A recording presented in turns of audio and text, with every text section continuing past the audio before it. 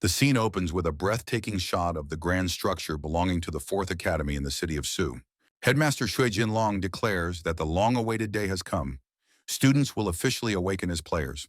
On this occasion, the system itself will assign each of them a distinct class. Options include warriors like swordsmen and knights, stealthy assassins, or spell-wielding mages. A glowing formation suddenly appears beneath the feet of each student. Among them stands a boy named Cho Yu, who quietly reflects that 18 years have passed since his reincarnation.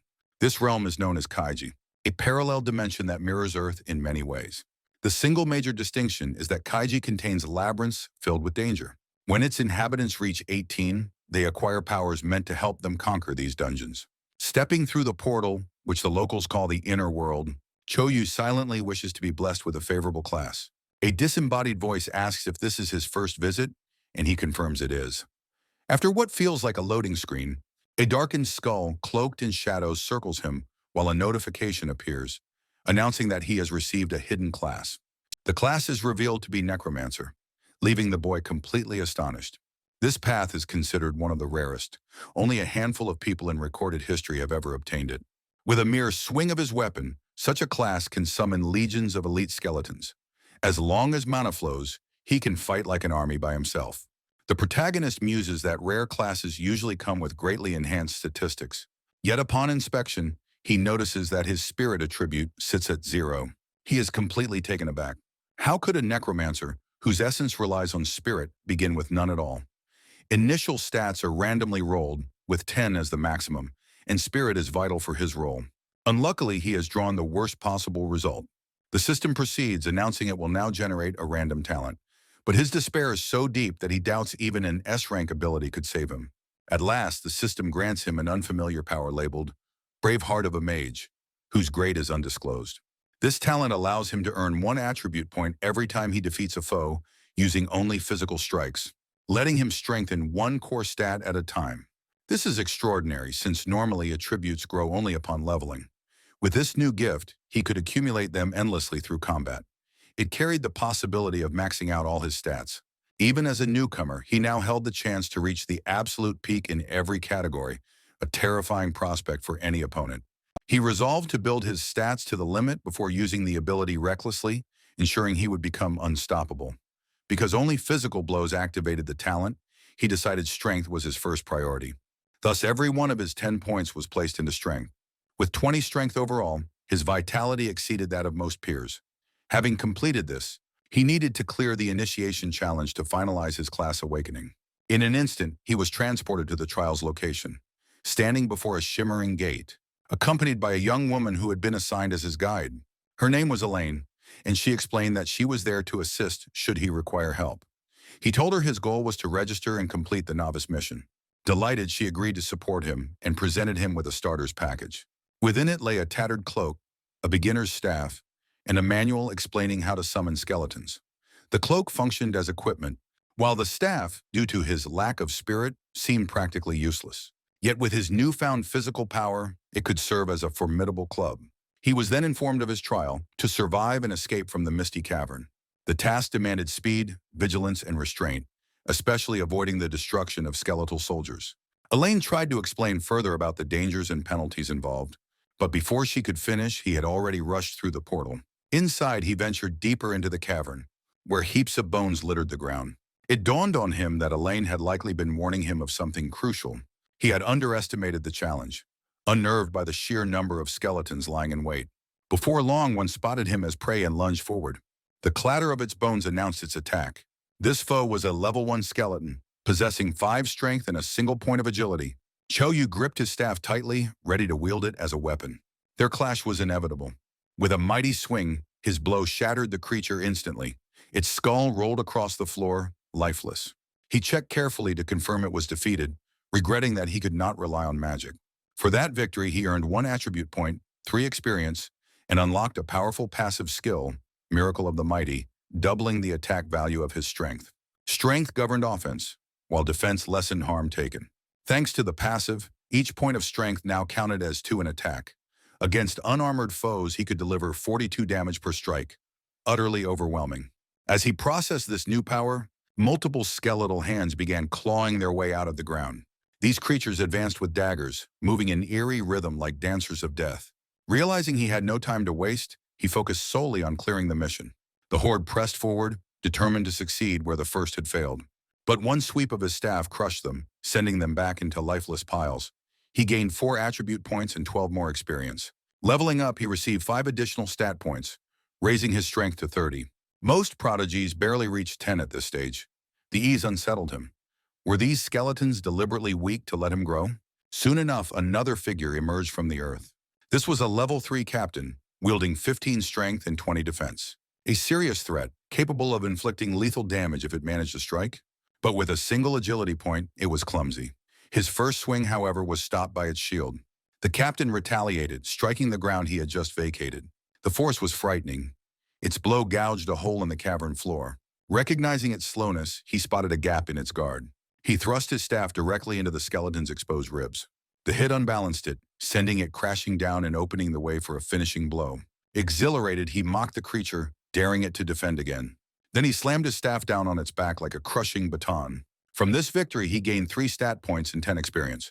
The fight had been tougher than he imagined, and he wondered how other students could be coping. He recalled the director's remark that monsters sometimes dropped cores, granting unexpected rewards. He was curious to see what this captain held.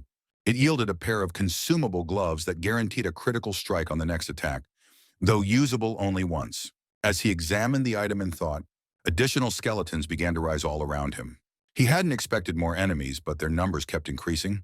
Though he had reached level 2, his health was still only 20, urging him to tread carefully. Even so, his overwhelming strength made dispatching them trivial, and he collected 10 more stat points. Fortunately, their single agility point kept them sluggish, preventing them from posing much danger. Checking his status window, he saw that by level 3, his strength had already soared to 46. Meanwhile, outside, students compared the classes they had awakened. Some felt pride at the thought of impressing their families. Director Jin Long, however, stayed quiet, seemingly awaiting one last participant. Confusion spread. Why was the trial taking so long? After all, the exercise was simple. Just flee from the skeletons, which moved slowly. One of the students who knew him began to worry. Inside, Chu Yu wondered if the wave of skeletons had finally ended, and why the system had not yet marked the mission complete. Then from the darkness, a chilling voice demanded how he dared to intrude. Every nerve tightened as he turned toward the source. Skulls lifted into the air, hovering ominously. They whirled through the cave, forcing him to dodge constantly. Bones began piecing together before his eyes, forming a massive figure. From the ground rose shadows that burned like flame, coalescing into a monstrous being. Standing before him was a nightmarish opponent, more fearsome than anything he had yet faced. It was the Skeleton King, already injured but still armed with 45 strength, 60 defense, and deadly skills like piercing bone and explosive bone. A boss of this caliber in a novice mission was absurd. Did Director Jin Long intend for these students to perish as nothing but memories? The Skeleton King made the first move, preparing to unleash its strike. The Skeleton King's opening strike missed, the young man barely slipping aside. He knew that if it had connected, survival would have been impossible. His only advantage was the king's sluggish speed, but the greater challenge was piercing such an impenetrable defense. There was only one way to test it. He swung his staff at an exposed rib. The weapon connected. The impact registered 32 damage. Success. Now, it was simply a matter of repeating the process 10 more times. With renewed determination, he launched a relentless flurry of blows. The king's lack of agility meant it could barely react to the strikes. Weakened from the barrage, the giant skeleton toppled forward to the ground. The young man paused, puzzled. Why had it collapsed when its health bar still showed 200? Then the unexpected revealed itself. This was the first time the Skeleton King had faced someone who relied solely on brute force inside the cavern. Without its army of underlings, it had grown vulnerable. The player, a mere novice, had managed to penetrate its defenses. The boss refused to allow him to leave alive. Enraged, the Skeleton King's aura intensified, its body radiating power.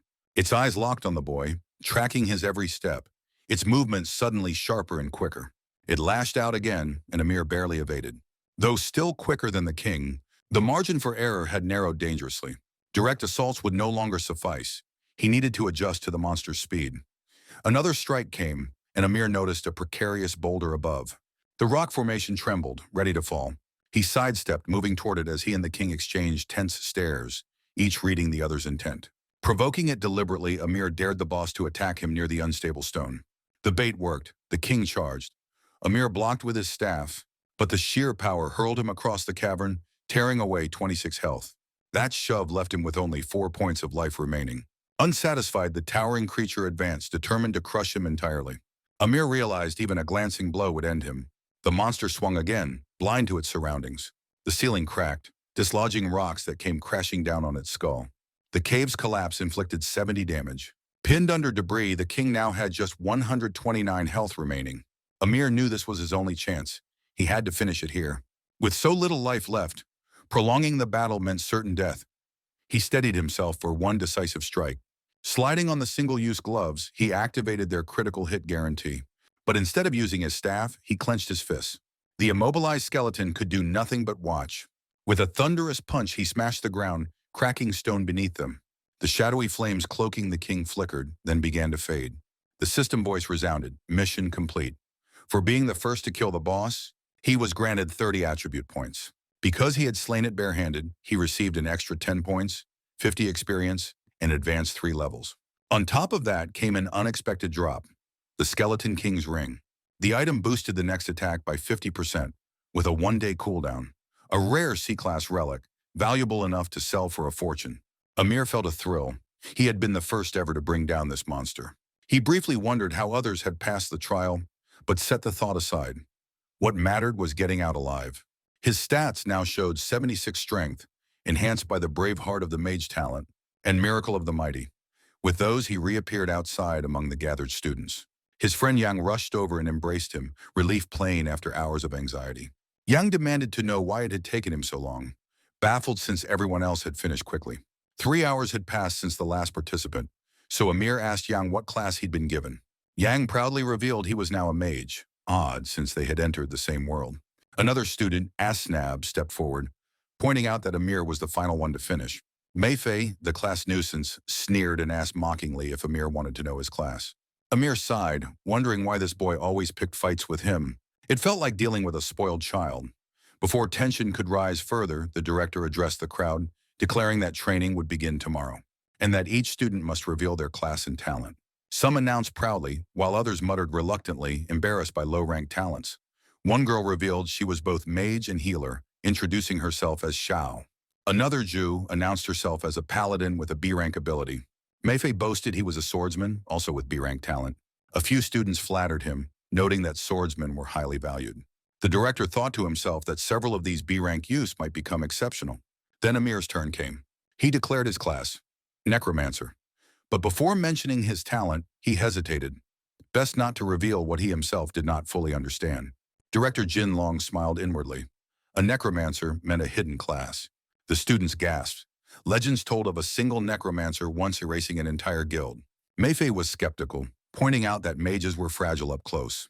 Necromancers, weaker still, relied on others for protection while they conjured. Since Amir kept his talent secret, Meifei concluded it must be worthless. Others, however, admired Amir for not flaunting his hidden class. If they had one, they'd already be boasting. Yet Amir himself worried, since he couldn't cast a single spell and doubted he'd survive training. The director, however, believed that once he mastered the fundamentals, Amir would have his pick of the best academies in the nation. After the presentations ended, the students were dismissed to rest. Yang congratulated him, wishing he too had drawn the Necromancer class. Still, with 8 strength points and a decent talent, Yang felt determined. Effort would make up the rest. Seeing Yang's attributes stuck in single digits, Amir realized just how far ahead he was. Finally, he returned to his empty home. He always called out upon arrival, though no parents answered. Kind souls who in this world had raised him with warmth. At 6, they had traveled to the capital. But they never came back, leaving him alone. 12 years had passed since, and he still longed for answers. More than anything, he yearned to go to the capital and uncover their fate. The next morning, the director gathered the students, stating he had only one request. If they felt unready, they must retreat without hesitation. Better to fail training than to lose their lives. Deaths were rare in the beginner worlds, but exceptions always existed. Once an entire class of 40 students vanished forever. No one knew what nightmare they had faced. The place was only remembered by its name, Nightmare Village. The warning chilled the students. But it won't be so dreadful this time, the director assured. As long as they returned before time expired, they'd be safe. When the timer hit 0, the portal would reopen. At last, the countdown reached its end. Training began. Dark lightning cracked the air, transporting them to a new realm. They appeared in a deserted village, its silence unsettling. Some glanced around nervously, while Mayface strutted confidently, claiming his presence alone guaranteed their safety. But from the shadows, a pair of hidden feet observed, silently watching their every move. Brimming with confidence, Mayface urged the others to follow his lead, claiming he would guide them to victory in this trial. He wanted to prove beyond doubt that he was the strongest, and that even though Kyo carried a hidden class, he still couldn't compare to him. Yet the atmosphere was unsettling. Stranger still, no prompts from the system had appeared since they arrived. A shadowed figure emerged, muttering that the scene before him was truly pathetic. Because they were so young, he said, it was almost tragic. Unsure if he was an NPC or something else, Kyo asked what exactly he meant. The man finally addressed them formally, announcing that they had entered the Nightmare Village, a realm where the seemingly simple task carried S-rank difficulty. He clarified that its scale was measured differently. What looked like an S-class here equaled an E-class dungeon elsewhere. Their mission: survive and discover the secret buried in the heart of the village. Recalling the director's warning, dread swept over the group. Terror drove some to bolt for the exit, desperate to flee. Mayface tried to steady their nerves, explaining that to handle an E-rank challenge, one should at least be at the beginning stage of cultivation. But all of them were still mere disciples. Above that lay stages of initial, intermediate, final, king, and divine. When one student ran to the gate, an invisible barrier stopped him cold. The man explained calmly that once inside, escape was no longer possible. Panic spread like wildfire, leaving the group hopeless. Kyo, however, sensed the man was not lying. He wasn't an enemy, but someone brutally honest. It suddenly seemed believable that past classes really had vanished here. Walking among them, the stranger told them to relax and make themselves at home. Mayface mistook the words as encouragement, a call to face the challenge with bravery. In truth, the man was telling them to accept death quietly. The weight of his tone only deepened the fear. Several students nearly collapsed. He gave his name as Wugum, chief of the village, and explained 2 strict rules. They could take any empty house as lodging, but were forbidden from touching the black stones on the doors. The second rule: be inside before nightfall, lock every door and window, and under no circumstances open them again until morning. When Kyo asked why, Wugum replied he would understand once the sun went down. At dusk they obeyed, splitting into 4 groups of 11 and entering separate houses. One team led by Kino entered a small home. The doors shut firmly behind them. Someone suggested climbing to the 2nd floor for safety. The healer approached a boy, asking for his protection if danger came. She explained that in return, she could restore his health whenever needed. Another girl scoffed, accusing her of flirting openly in front of everyone. Their bickering quickly turned petty. The smaller girl mocked her rival's weight, claiming her stats were only high because she was fat. Meanwhile, one student peeked nervously out the window. He froze. Outside stood his grandmother, whom he hadn't seen in years and dearly missed. She whispered that she was cold and begged him to let her inside. Blinded by longing, he began to open the window. Jiao shouted at him to stop, warning that it wasn't his grandmother. But the latch had already come undone. Her eyes glowed crimson as she lunged at him, jaws like a beast snapping shut. The boy was seconds from being devoured. Then a glowing spear manifested inside the room, pinning the creature in place. It was Yang, who warned he couldn't restrain it for long, but had bought enough time for the boy to escape. The monster was level 3, carrying 25 strength and agility. Ordinary in higher realms, but devastating for beginners. Its attention locked onto the mage and it charged. Cornered, the mage quipped that if the beast ate him, all his fat would give it indigestion. A shimmering barrier snapped into place, halting the strike. It had been cast by the smaller girl, but the effort began draining her health rapidly. She cried out to the healer for support and urged Kyo to summon his undead. They immediately set to work. The healer channeled energy, restoring health as fast as it drained. They could win if everyone cooperated, so long as Kyo performed his summoning. But instead of chanting, he was already at the front. With one crushing swing of his staff, he knocked the monster back. Yang shouted in alarm, warning him that using the staff as a club was reckless. Yet Kyo struck again, and the creature lost 50 health in a single blow. The monster collapsed, gone, leaving the others in stunned silence. Nobody could believe a nightmare had been defeated so easily. Was this truly how a necromancer fought? All that remained was a black stone, while the rest of the creature dissolved. The stone bore the same mark etched onto the house doors. Kyo noticed he hadn't received any points for the kill, likely some glitch. When asked if he saw anything unusual, he dismissed it as his imagination. By morning, Yang thanked everyone. Without them, he doubted he would have survived. Others praised Kyo's strength and Zhu's barrier, comments that Meifei overheard. He sneered, convinced that if he had been there, he'd have done even better. In fact, he bragged he too could kill a nightmare with a single strike. When Ko asked if he was training already, Yang explained that it was expected of the class monitor. Meifei tried to cover his embarrassment, claiming he was only warming up. Then he told Zhu to stay by his side, swearing he'd protect her from harm. But she replied firmly that shielding others was her duty. If she avoided injury, it would fall on someone else. Teamwork mattered, she said, and they should learn from Kyo. Before more could be said, a furious shout rang out demanding their deaths. No one was to escape, all would be burned. The village chief commanded the villagers to attack anyone who resisted.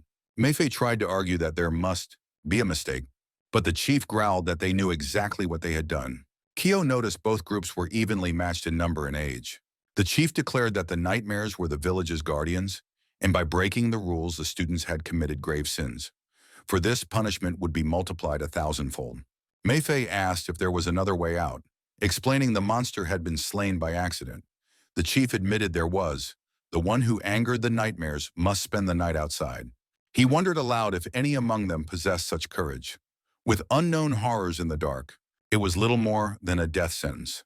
Kyo stepped forward, claiming responsibility and agreeing to spend the night outside. Meifei panicked, insisting Kyo had gone mad. But Kyo was calm. He had something he wanted to test, something that might reveal how to escape this cursed place. Bound by chains, he was tied in the village square. A girl asked him what he meant about knowing a way to help. Did he truly understand the secret of the village? He admitted he had a theory, but it needed proof once night came. The moon climbed into the sky, bathing the empty streets in silver. That was when the nightmares emerged again. One crawled down from a rooftop, moving with eerie grace. Spotting him chained, it hurled itself straight at him. But Kyo had expected this and did not flinch. What startled him was the sudden barrier spell that shimmered to life around him. His friend shouted that Kyo had to act fast. He couldn't maintain the spell much longer.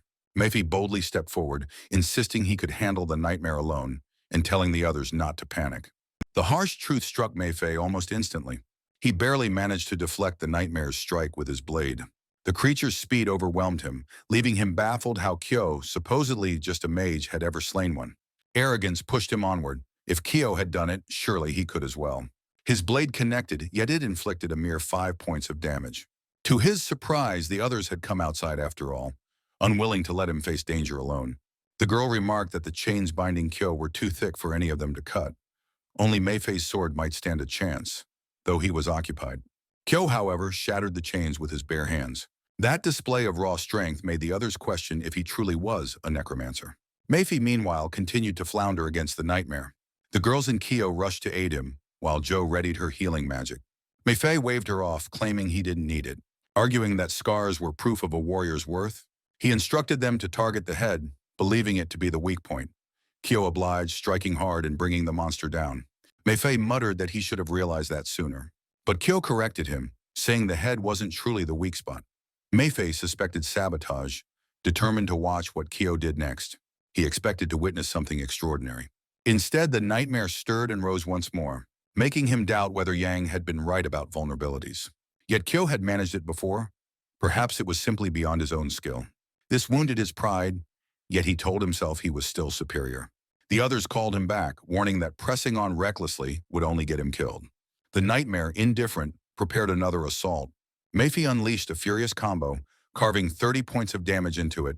He was one hit away from proving himself equal to Kyo. When Kyo's staff delivered the finishing strike, outrage consumed Meifei. Kyo praised his effort, but the monitor fumed, furious at having his kill stolen. Seething, Meifei accused Kyo of stealing the loot. But when Kyo picked up the item, nothing happened. Before anyone could react, 2 more nightmares charged. Kyo ordered everyone inside. There was no reason to fight now. He had a different plan for escaping. They retreated into the house while the nightmares prowled outside. Once safe, the others pressed him on how they would get out of this cursed place.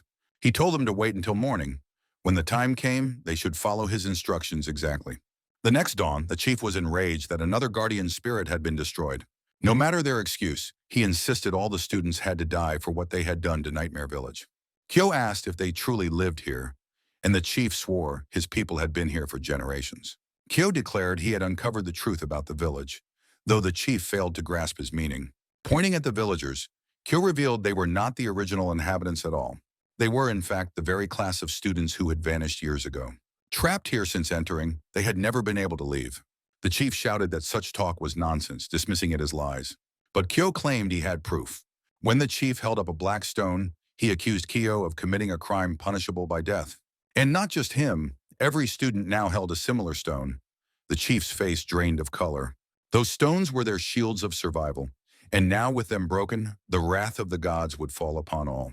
In reality, the stones kept the village intact. Destroying them would unravel the realm itself. Kyo urged his classmates to shatter them all. As the stones cracked, fissures split the very sky. Memories surged back to the chief. He remembered his vow to the director to bring his classmates home. They had once been enthusiastic students, dreaming of university, only to enter this nightmare instead. All of them had been attacked together on that fateful day. He had tried to calm their panic, but in the end, they were transformed. Now he recalled it all, how he became their village leader. He had once been their monitor. As the truth was revealed, the system announced that rewards would be distributed individually, and teleportation would soon begin. The fallen monitor thanked them for their efforts. Yang asked how Kyo had figured everything out, but Kyo promised to explain once they returned. Yet as time passed, they realized they were still inside. Hadn't the mission ended? A new prompt appeared. 5 of them had received a secret quest. They must recover the Heart of Nightmares, rated E in difficulty. Kyo was now level 5 with a staggering 101 strength. The rest had already left. Only Kyo and a handful remained. If true, this secret mission would all but guarantee them entrance into top academies. But its danger was undeniable. They might not make it out alive. Except for Kyo, the others were barely level 3. Success seemed impossible. One girl asked him if breaking the stones had really been necessary to learn the truth. Yang suspected Kyo had wanted his classmates to join him in this secret test. Meifei scoffed, but his competitiveness drove him to try to finish it before Kyo. A monstrous hand clawed over the rooftop. Within moments, many more appeared, converging to annihilate the students.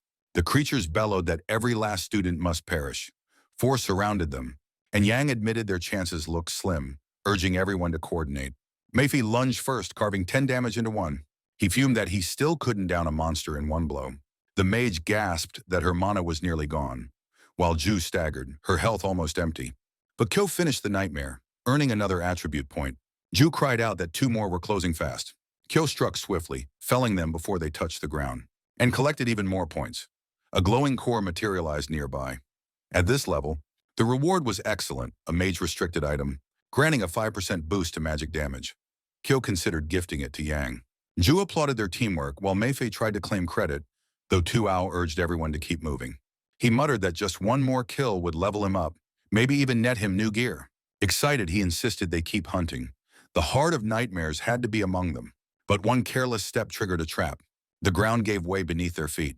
They plummeted helplessly into the darkness. Kyo landed softly, realizing he had fallen onto Yang. Yang groaned, asking why the floor felt so uncomfortably soft. Checking quickly, Kyo confirmed everyone had survived the fall intact. A nauseating stench filled the cavern, like rotting sewage.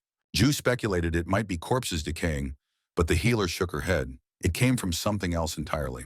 Then they saw it. Before them loomed the Nightmare King. 1,000 health, 65 strength, 20 defense, 60 agility, wielding powers of compulsion and nightmare realm. The beast slumbered, and the system warned that disturbing it would send it into a frenzy. Kyo's chest tightened. Such a boss was beyond reason. With that kind of strength, Zhu couldn't block even a single attack. They prayed the heart wasn't hidden within it. Meifei whispered that leaving it asleep was best, but Krav countered that they had a fighting chance. With 202 attack power in his ring, his opening strike could tear away 1/3 of its health. He calculated that 3 or 4 perfect hits might be enough, though the risk was staggering. Yang scoffed that it was madness to think so, but Kyo argued that if they combined their strengths, they could prevail. The king's defense was low. Hearing this, Meifei realized the only way was to draw its attention. Krav argued that if the others could hold the creature's focus, he'd be able to land clean blows. Kyo warned them that this plan carried huge risk. The nightmare moved faster than any of them, and 1 strike could end their lives. Even so, the group trusted Kyo's judgment and agreed to proceed. Meifei cautioned him against showing off, reminding him this boss was no ordinary foe. Kyo only smiled, insisting they stay calm. After a brief rest to steady themselves, they prepared to execute the strategy. The nightmare would remain dormant until struck, so the opening blow had to count. Kyo's eyes caught a peculiar shimmer on the monster's body. A single spot gleamed brighter than the rest. Perhaps that was its weak point. Raising his staff, he lined up his strike. The ring's enchantment flared, increasing his attack power by half. His hit landed critically, ripping away 508 health in one stroke. His companions gawked, unable to believe a mage could inflict so much damage. Kyo had pierced the nightmare's heart, and the mission shifted immediately. Their objective was now to slay the nightmare outright. The quest had risen to rank A. The colossal creature staggered awake, fury blazing in its hollow eyes. They had to follow the plan without hesitation. Enormous compared to the players, the nightmare roared, calling them vile humans. It was Mayfei's turn to draw its ire. Throwing himself forward, he began his roll. Blades flashed as he rained blows upon the boss. But the vast gap in strength gnawed at him. Kyo's power eclipsed his completely. Still, pride pushed him to keep swinging. Each strike chipped away a single health point. The nightmare sneered, promising to grant him the honor of dying first. Bracing himself, Mayfei shouted for it to face him if it had any courage. That was the cue for Yang and Zhu to move. Sand and shields formed, layering their defenses. For a moment it seemed the boss's attacks were held at bay. Yet Mayfei still bled under the pressure, and the healer struggled to keep up. Her strength was waning rapidly. Kyo realized that unless he acted, Mayfei would be crushed. Charging forward, he delivered another devastating strike, stripping 182 health from the monster.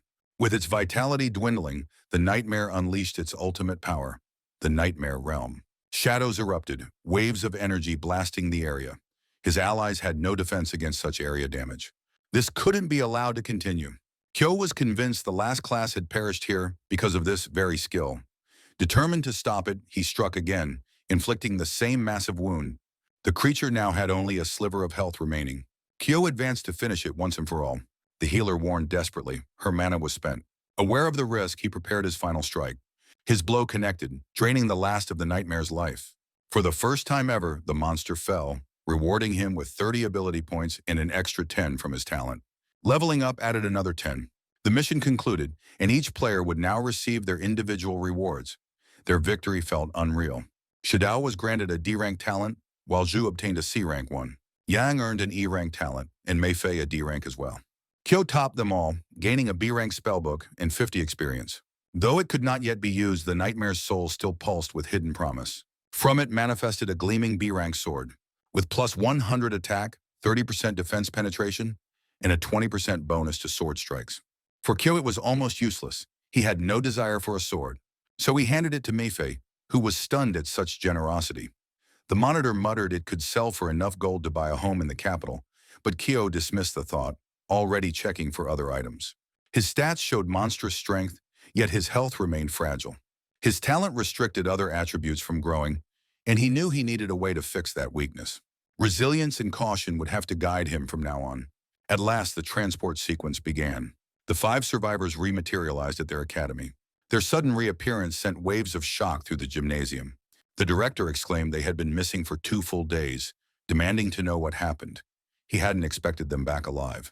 After hearing their tale, he said fortune was on their side, and this ordeal would open countless paths. The rest of the students were ecstatic, proud their class had produced so many prodigies. Yet Mayfei's competitiveness burned hotter. With his new weapon, he believed he could one day surpass Kyo. He only needed more levels. Then a messenger burst in, announcing that representatives from 2 prestigious universities had arrived, specifically to meet the 5 of them. The director hadn't reported anything, yet somehow the news had already spread. He welcomed the professors into the hall. 2 men entered, Professors Peng and Pei. Pei congratulated the 5, applauding their secret mission success. He declared that Jindu University wanted them immediately, offering recommendation letters on the spot. Professor Peng objected, saying no such promises should be made without proper testing. The 2 bickered, Pei, of Hulkin University, reassuring the students that the test was only meant to gauge adaptability. It wasn't about raw power, but how they handled unfamiliar scenarios. Kyo, as a necromancer, couldn't yet reveal his class abilities, but his heart was set on Jindu, for there he might learn the truth about his parents. The professor asked who would test first. Mayfei stepped forward, announcing himself as a level 5 swordsman with a B-rank talent. The professor noted that reaching level 5 so soon after beginner trials was impressive. Pai encouraged him to attack, cautioning that he was level 25 and a marksman.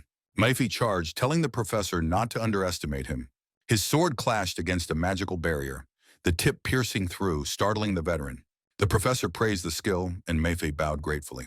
They estimated his strength at around 35, with impressive agility to match. The audience of students erupted in excitement, amazed by his performance. The professors exchanged looks. Such a recruit was worth fighting over. Both asked if he had already chosen his university, each eager to claim him. Meifei deferred, saying he wanted to see the others tested first. In truth, he intended to follow wherever Kyo went. Next came the healer, demonstrating her magic. She healed her entire group effortlessly, though she was only level 4. The paladin's shield was equally remarkable. Even at level 4, she could reflect a fifth of any absorbed damage.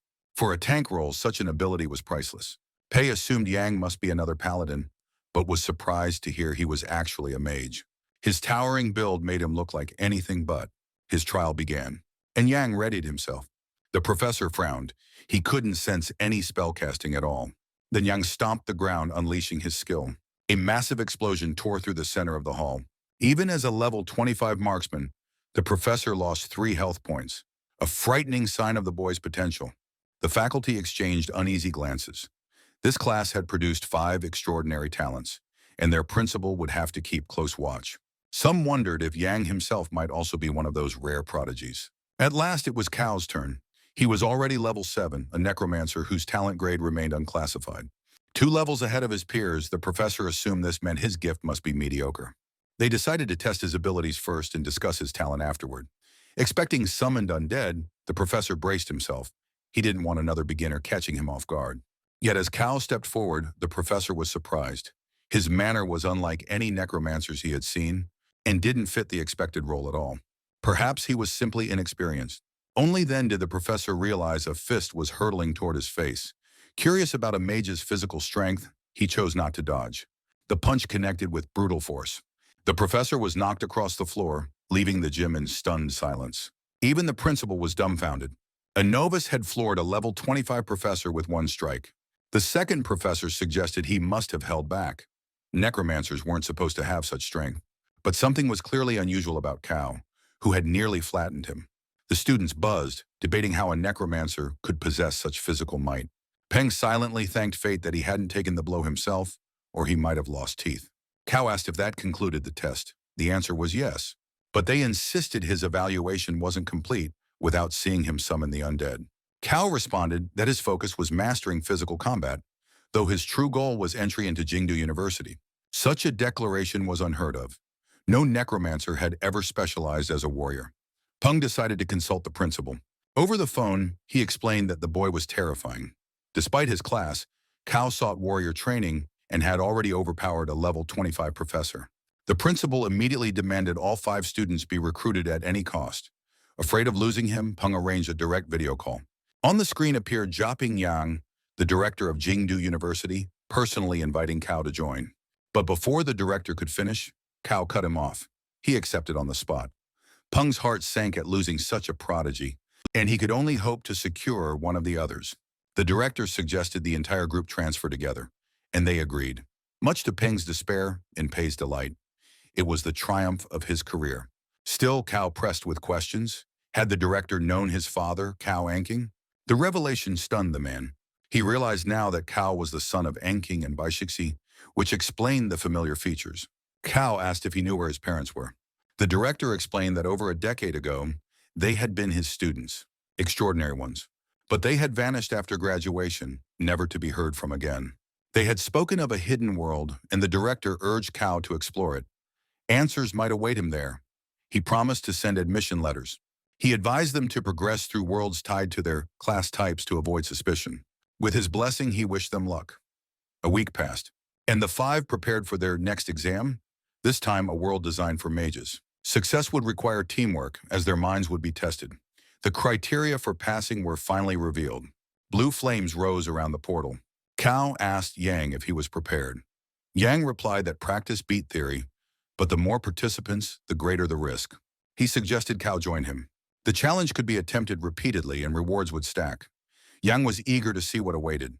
The guide welcomed them, declaring a 2-player world had been chosen. Their trial would take place in the Cave of 10,000 Poisons. Before the guide could explain the rules, Cao charged ahead, leaving Yang shaking his head. No clear instructions were given, and Yang muttered that no one had asked how Cao had cleared the skeleton dungeon. He assumed Cao must have been reckless. Within the cave dwelled a tribe capable of poisoning victims without their knowledge. Their worms would consume people from within until nothing remained. The mission: locate the tribe and eradicate the worms. Rewards would depend on how thoroughly they succeeded. Because the quest required 5 players, the system paired them with 3 others. One scoffed, warning them not to slow him down. A girl scolded him, introducing herself as Fang Yuan, a fire mage. Her younger brother Fang Sun was also a fire mage, while the last member was Long Chang. Yang and Cao introduced themselves, expressing hope for cooperation. At the cave's entrance, instructions appeared, but the rude boy tried blasting the door open. His attack failed. The stone was immune to magic, carved with the words, "Morality and integrity promote peace." If magic failed, perhaps brute force would succeed. The girl solved the riddle, but Cao punched the door before she could act, shattering it instantly. The rude boy looked humiliated, and the girl stood in disbelief. She had solved the puzzle, but the way forward was already clear. Cao explained he had only wanted to test strength against it. He hadn't expected it to crumble so easily. The next chamber's door was surrounded by strange flowers. They were unnatural and caution was urged, but Yang was already ensnared. Within moments, poison afflicted them all, draining 3 health points per minute. If they didn't escape soon, they'd perish. Cao, with his low health, wouldn't last half an hour. The inscription on the door seemed useless, so they rushed it instead. No time to puzzle it out. Action was their only option. Cao struck again, smashing the barrier. Brute force cleared the way, sparing them. Though designed as a mental trial, they hadn't yet needed their minds at all. That marked the end of the first section.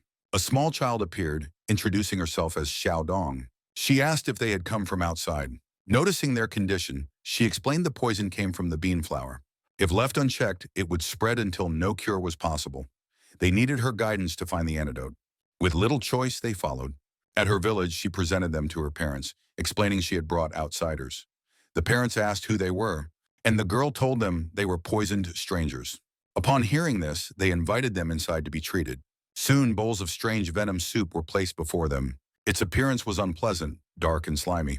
No one dared drink, until Cao, down to half his health, gulped it down without hesitation. He finished in one draft. To everyone's surprise, he declared it tasty and free of poison, urging the rest to follow. He then asked the child about the tribe they sought. She admitted she knew little, except that the patriarch warned them never to leave the village or use magic carelessly. Once cured, her mother urged them to depart. They weren't used to hosting outsiders. But the child protested, begging them to stay since visitors were rare. She told them to ignore her mother, promising they could remain as long as they liked. Cao agreed. They were weak and needed rest, though something about the family felt off. The girl wished them good night and showed them to their quarters. Then she escorted her parents out herself. That night, under the rising full moon, the truth revealed itself. The villagers gathered in a single place. They were performing a sacrifice, offering victims to the insects for harvest and health. At the altar, the priestess dripped a crimson liquid that looked like tomato juice. From the ground burst a monstrous swarm of insects. They fell upon the bound sacrifices. In moments, nothing remained but bones, and the players stared in horror at the gruesome sight. They immediately realized they had to escape before it was too late. Ken possessed great strength, but lacked wide-range attacks. At the altar, the priestess spotted their presence. She ordered her warriors to capture the intruders, but strictly alive. Back inside the cabin, the group scrambled to decide what to do.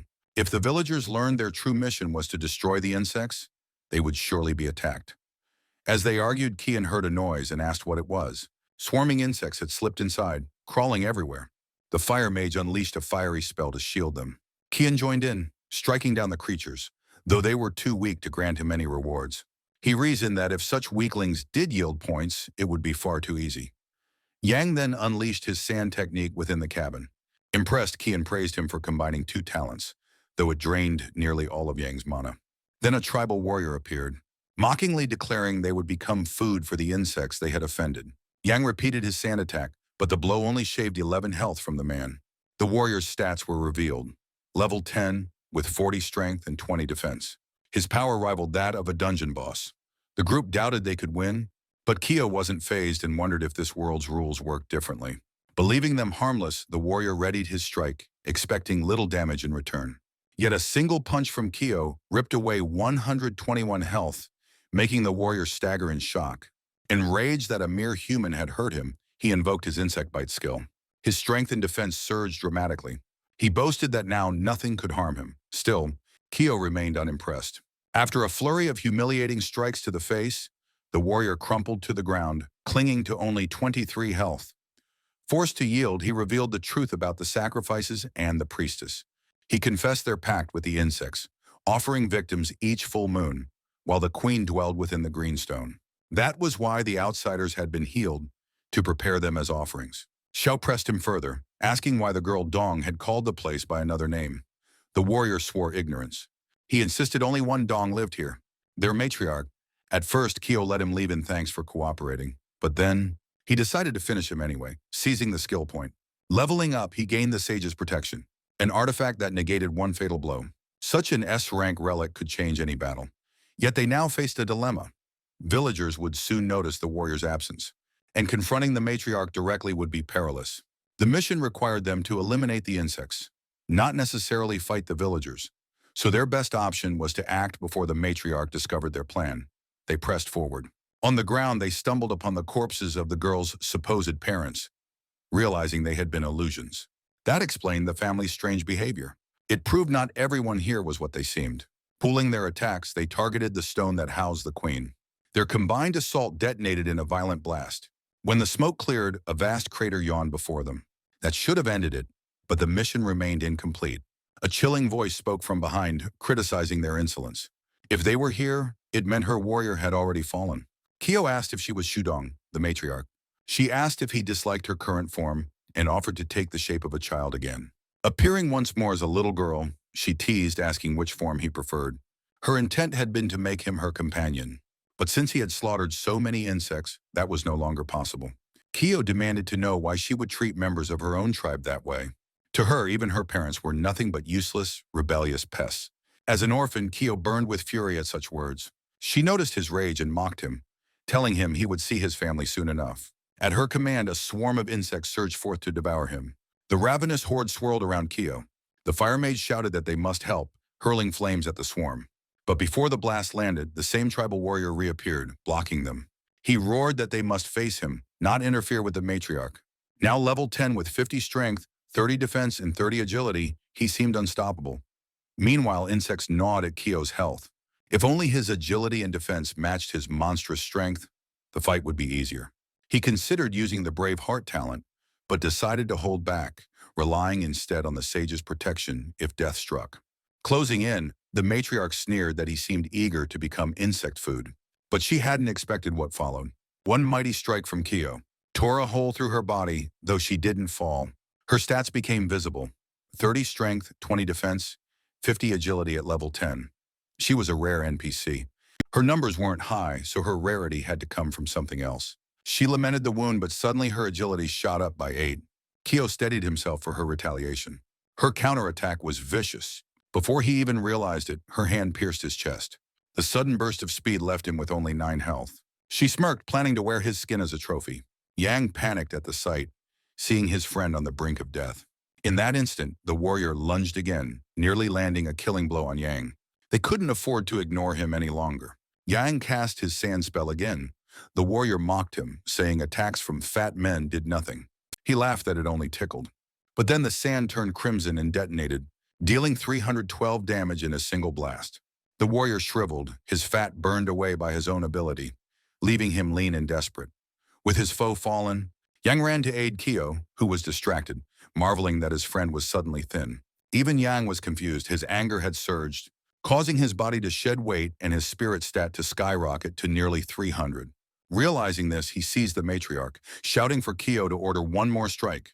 But Yang knew it might kill him too. Kyo urged him to trust and act, without wasting words. Placing his faith in him, Yang prepared the spell. The matriarch begged for mercy, pleading not to die there. The explosion engulfed them in searing light. The others gasped, fearing the worst. But the sage's protection activated, sparing Kyo. His bravery was rewarded. He unlocked a new talent, Strong Contract, ranked A. Each strength point now granted 10 health. This solved his greatest weakness, his low vitality. Yang rushed over, astonished. His friend had fallen and yet stood alive. But the victory was incomplete. The matriarch had dropped no loot, meaning she wasn't finished. From the smoke, she stepped forth again, sneering that they had proven troublesome. Now she vowed they would behold her true form. Her hybrid transformation erupted, level 15, with 130 strength, 100 agility, and formidable defenses. Kyo urged Yang to unleash the spell once more. But his spirit had plummeted to only 48 points. A system alert blared that the boss had exceeded expectations in power, recommending immediate retreat due to the overwhelming danger. Yang wanted to escape, but Chao didn't even entertain the thought. Again, the system urged withdrawal, suggesting they restart the custom world. Chao reminded Yang that the director had commanded them to complete it, and today was the day they would succeed. The matriarch seemed to enjoy his defiance. Believing she would end them swiftly, she clashed with him in a brutal exchange where both suffered heavy losses. Blow after blow landed, and though she fought hard, she took far more damage than she delivered.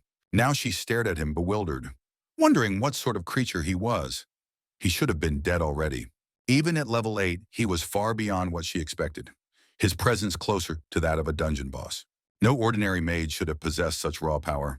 In the middle of their duel, she called for a halt and demanded to know if Baiji had sent him. It could only be him, she muttered, claiming Baiji was her creator, though Chao had no idea who that was. With his staff, Chao struck again, inflicting 213 damage. The mention of Baiji rattled her deeply. She whispered that it couldn't be true, that he couldn't bear that name, or defeat her in combat. When the fight ended, Chao earned 15 skill points and 75 experience, leveling up once more as the system tallied rewards. Juan and Yuan received E rank, Long gained F, Yang earned A, while Chao was awarded S.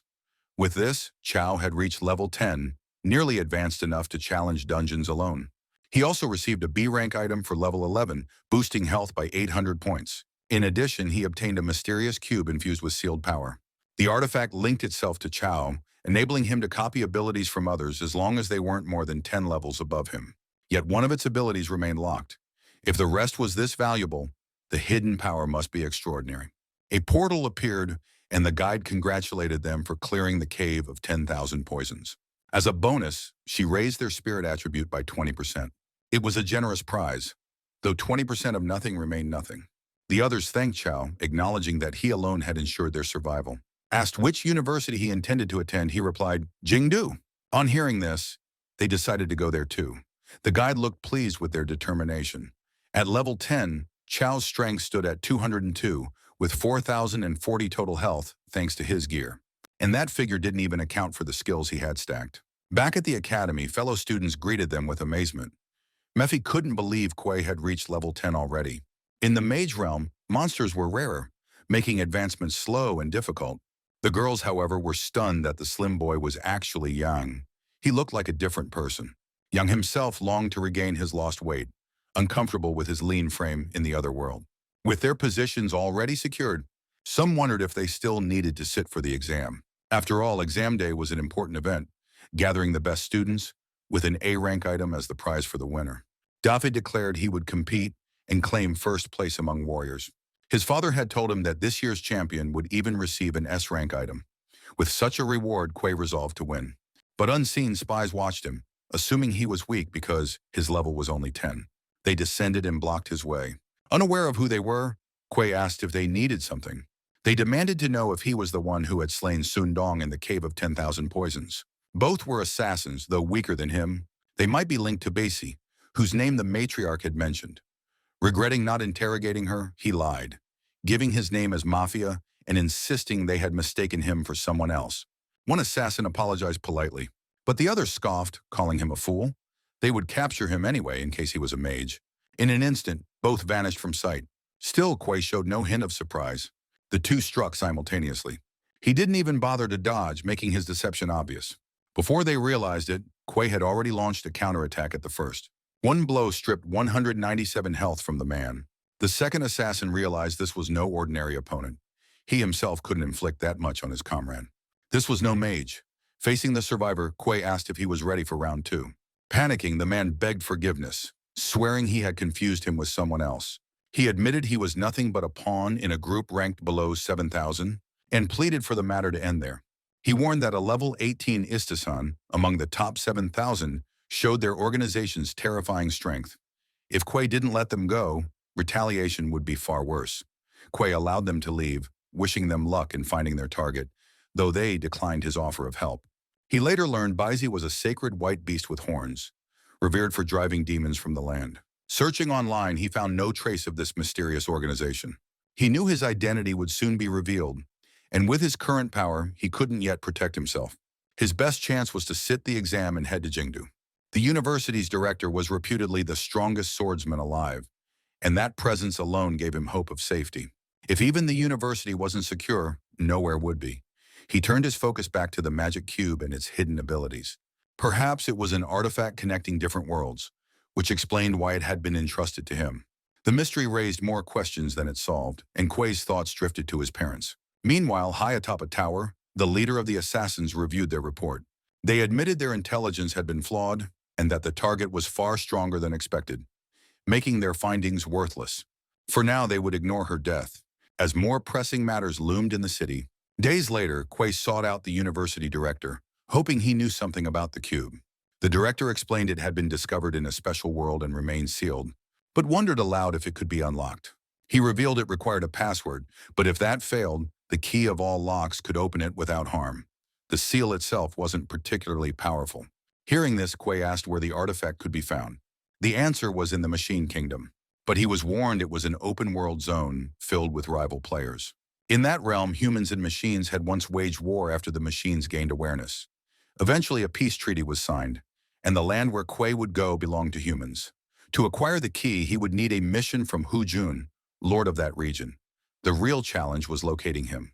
Just then, an elderly man shuffled past, preoccupied with a math problem. He bumped into a much larger man. Fallen to the ground, he stammered apologies. The younger man mocked him, claiming he must stumble on purpose or be unable to walk properly. Feigning injury, he demanded compensation. He pressed the old man to pay him off. Kuei intervened, remarking that extorting the elderly in broad daylight took twisted courage. The thug sneered, telling Kuei to stay out of it unless he intended to cover the cost. But justice would not be denied. Kuei's fist connected before the thug realized it. Launching him far through the air, his partner froze, paralyzed with fear. Trembling, he apologized, promising they would leave quietly without revenge. They fled in panic, leaving the old man to regain his composure. Kuei asked if he was unharmed, but the man said he had little money to repay kindness. Kuei waved it off, saying it wasn't in his nature to accept payment. The old man thanked him, regretting his inability to compensate. Kuei explained he sought the lord of the region, needing the key of all locks, which he'd heard could be obtained from him. The old man said fortune smiled on him, for he could provide help. Still, he warned the task would not be easy. Kuei answered that he had used only a fraction of his power and remained confident of success.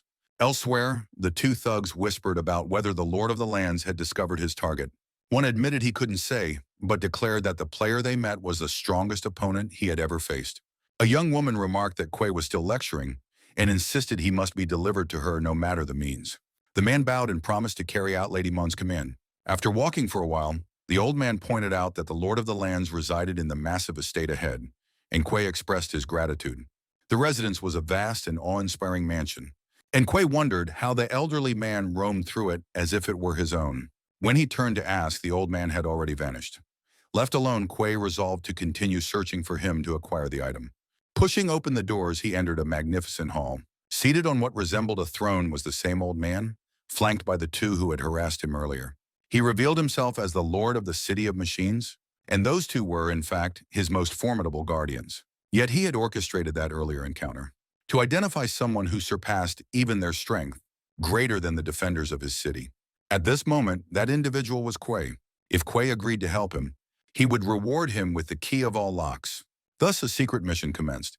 The Lord explained he would present his research at a seminar the next day, certain that robots seeking to steal it would attack. Kuei assumed he wanted protection, but the Lord clarified that wasn't it. He wished for him to defeat the two enemies, to destroy both the entity and its heart. Since they were only machines, Kuei accepted. The following day, the old man began his lecture. He spoke of how advances in technology had allowed mankind to better decipher the mysteries of nature. Though much about digitizing life remained uncertain, artificial intelligence was advancing toward that goal. Still, reproduction posed a major hurdle. His question was whether a machine could truly evolve, whether it could grow.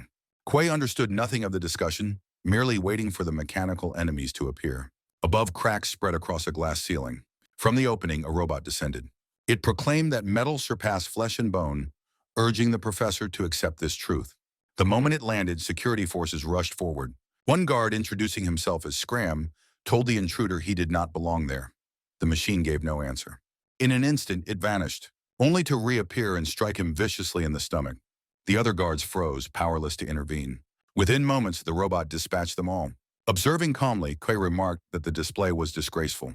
The old man explained they were here for him, and that this battle would take them into the kingdom of machines. With that declaration, he staked everything on Kuei. Scram declared superiority, boasting that his mechanical body surpassed any living one. From the ceiling breach, another figure descended. It was the Queen of Machines, demanding the professor return with her. He agreed only if she commanded her forces to cease. Instead, she bound him with chains, telling him obedience earlier would have spared him this. Another machine told Lady Mon to depart, as he intended to enjoy himself longer. In a flash, she vanished with the professor. Left behind, Kuei addressed Scram, reminding him of his earlier boast about having the strongest body. Scram replied that humans could never comprehend the beauty of mechanical perfection. Kuei decided to strike first. The robot countered with an invitation for him to join the mechanical revolution and gain an augmented body. Kuei's first punch landed, ripping away 306 of Scram's health. Though Scram's stats were impressive, they were meaningless against Kuei. Badly damaged, Scram realized he was outmatched. Kuei thanked him for the offer, but said he had no need for it. Scram still refused to believe a human had breached his armored shell. He demanded to know how, and Kuei answered simply that he had clenched his fist and struck. The truth was that Kuei carried the ancient sacred body of humanity. Driving his foot down, Kuei pinned the robot to the ground. Another blow followed, and he ordered Scram to guide him to the machine kingdom or be reduced to junk. Defeated, Scram led the way toward the Queen's domain. He assumed the professor had allowed himself to be taken to direct Kuei toward the heart's location. But deep inside, Scram was shaken by the young man's power, unable to fathom why the Queen would permit his presence. With doubts swirling, they pressed on. In the machine kingdom, the Queen kept the professor captive. She apologized for bringing him there so harshly. He declared he would never betray mankind to support her cause, but she urged him to reconsider, asking him to look around. Before them stood something being constructed, refined piece by piece. It was the very heart he had spoken of. Neither fully human nor purely machine, it was a hybrid beyond the definition of robot. She called the process ascension, claiming that flesh was frail while metal was eternal. She insisted it was time for the professor to embrace this glorious evolution, but he denounced her as a traitor who had abandoned her humanity. Enraged, she demanded he repeat what he had just called her. Suddenly, several people were hurled down from above as she told him to watch closely. They screamed desperately as they were torn apart. Mechanical arms extended, ripping into them and feeding their remains to the hybrid heart. Meanwhile, Kao had already entered the machine city, confronted by swarms of mechanical foes. They regarded him as an intruder. He fought them off, finding them weak but still worth attribute gains. The unexpected benefit pleased him greatly. Eventually, none of the robots around him remained intact. The professor, horrified by the slaughter, cried out that the Queen was a monster. She retorted that his fury would change nothing. She explained that the heart, called Marta, was in fact a failure. It had been designed to grow naturally, like an organism. Instead, it mutated into a ravenous creature that devoured flesh endlessly. What began with a single victim had spiraled out of control, and now its hunger knew no limit. She offered the professor two paths: attempt to resolve it or ignore it, while they continued feeding it with human lives. She added there was only one person who could intervene: Chao. At that moment, a robot rushed in to report that a human with the ancestral sacred body had invaded. The Queen asked if this was the same figure her scout had previously mentioned. Before the reply came, a slab of metal hurtled into the chamber. Cao had arrived. At last, the one destined to decide everything stood before them. The Queen sought confirmation that this was the bearer of the ancestral body. She commended Chao for reaching her domain, pointing out that the warrior he had defeated was among her finest. She admitted she never expected one of her strongest, Mon, a rare level 15 NPC with high stats, to fall to a human. Chao looked her in the eyes and mocked, asking if it was humiliating for her champion to fall to a bearer of the ancestral body, and whether she intended to avenge him while ignoring her guard who charged forward. Chao welcomed this, another chance to harvest easy points. With a single blow, he destroyed the first guard. The second followed, dismantled with equal ease. His mortal flesh proved superior to the Queen's engineered warriors. The Queen, stunned, conceded the ancestral body might truly exist, and mused that if she altered him, he could surpass all others. He would become the mightiest warrior in the world. Meanwhile, Tao asked the professor if he was unharmed. The professor rose and directed him to look toward a certain spot. There lay the mechanical heart, level 15, without listed attributes, yet clearly undergoing a transformation. He added that humans were being sacrificed to feed the machine. Upon seeing it, he resolved to shatter the machine even without the professor's request. At that instant, The queen believed their only task was to eliminate the one carrying the ancestral body. She urged him to cast aside his fragile flesh and embrace the new evolution. He gave no response, leaving her to wonder what his next move would be. Before she could register it, he had already sped past her. In moments, he stood before the heart, poised to destroy it. The queen, now frantic, pleaded desperately for him to spare Marta. Her appeals were useless. His fist crashed squarely against the heart. Realizing the danger, she hurled herself forward to block him before he could finish. Noticing her advance, he braced for action. He warned her not to interfere. Her system screamed alarms, demanding she retreat immediately as the threat level was overwhelming. Yet she was still struck, losing 288 points of health. The blow's intensity sent her smashing through the structures behind her. Despite the heavy damage, she still possessed vast reserves of vitality. Confronted with his immense strength, she knew she had to bring him into her cause within the machine kingdom. Undistracted, Chao turned once again to the heart. His fists hammered it repeatedly, fueled by rage for what it had done to humans. All he desired was for it to break apart quickly. After relentless blows, the heart burst into fragments. From its destruction, he gained 3 attribute points and 100 experience. The chamber was now drenched in a thick crimson fluid, splattered everywhere like pulp. The queen seethed, for Marta had been the last hope of her machines. But Chao thought only of the countless human lives wasted. He was clearly human at heart, though convinced of his strength like a machine, an unyielding lion. Regardless, what the queen desired most was to converse with him. She admitted that though he was powerful, his strength was insignificant in the greater scale. She promised that the true queen would pardon all his actions if he agreed to stand with her. Through that choice, he could redeem himself and erase his mistakes. Cao assumed that Mande was the ruler of the machines, the very queen herself. The professor nearby warned him not to fall for the deception. But Cao rejected the idea of mechanical evolution. He valued his human body too much. Watching him, Mandy remained convinced this attitude would change once he met the real queen. Cao himself longed for that meeting, and so Mandy offered to guide him deeper. They walked through endless metallic corridors. Mandy directed him carefully along the correct path. With a subtle motion, he opened his palm and released a tiny machine. It hovered silently, positioning itself at the back of Chao's neck. This minuscule construct had the ability to infect a person, converting flesh into machinery. The mosquito-like device locked into place. Mandy, confident, believed success was certain and that the queen would reward him. Preparing its drill, it was ready to pierce him. But the slightest prick alerted Cao, who crushed it instantly. Realizing the trick, he turned on Mandy with fury. Mandy tried to feign innocence, but before he could utter a word, Zhao had already struck. The hit was brutal, though Mandy fought to remain upright. Cao evaluated his strength. NPCs at level 15 were not simple opponents. Mandy, enraged, demanded to know if he truly refused to meet the queen. Having been attacked, Cao retaliated, reasoning the queen must be close by. If that was the case, Mandy's guidance was no longer necessary. Accepting the fight, Mandy swore to bring him to the queen, even if it meant delivering only his remains, confident she would forge him a new body. Mandy swung his mechanical fist at Cao, but Cao countered with his own strike. The clash accomplished nothing. Mandy's blows had no effect whatsoever. The robot grew more fascinated with the resilience of the ancestral body. Seizing Mandy's arm, Cao mocked, "Scrap doesn't need to eat." He slammed him again, draining more of his health. Mandy was trapped, unable to react. Cao lowered his head, preparing to ram him. The headbutt landed, fracturing Mandy's face. The sheer force launched him into a wall, shattering it apart. What remained afterward revealed his purely robotic form. With nearly no vitality left, he admitted he had underestimated the human. Now he would unveil what he should have revealed at the start. His grotesque form repulsed Cao, who would rather face death than ever become such a thing. The machine lunged with a final desperate strike, but Cao braced with his own fist. The collision produced a devastating critical hit. Cao advanced to a new level, earning 25 attribute points. At last, he had stepped into the initial stage. It was overdue, but with this, the mission ended, and he claimed the key of all locks. Yet he still wished to seek out the queen, hoping she might possess something valuable. To enter the next pavilion, a code was needed. He tried several combinations, all in vain. If he had realized sooner, Mandy might still be alive. But now he required someone else who knew the password. On the other side, the queen already awaited him. She remembered their previous encounters and wondered why he would still seek her after completing his mission. The gate splintered apart into countless shards. When uncertainty lingers, violence may not be the question, but it is always the answer.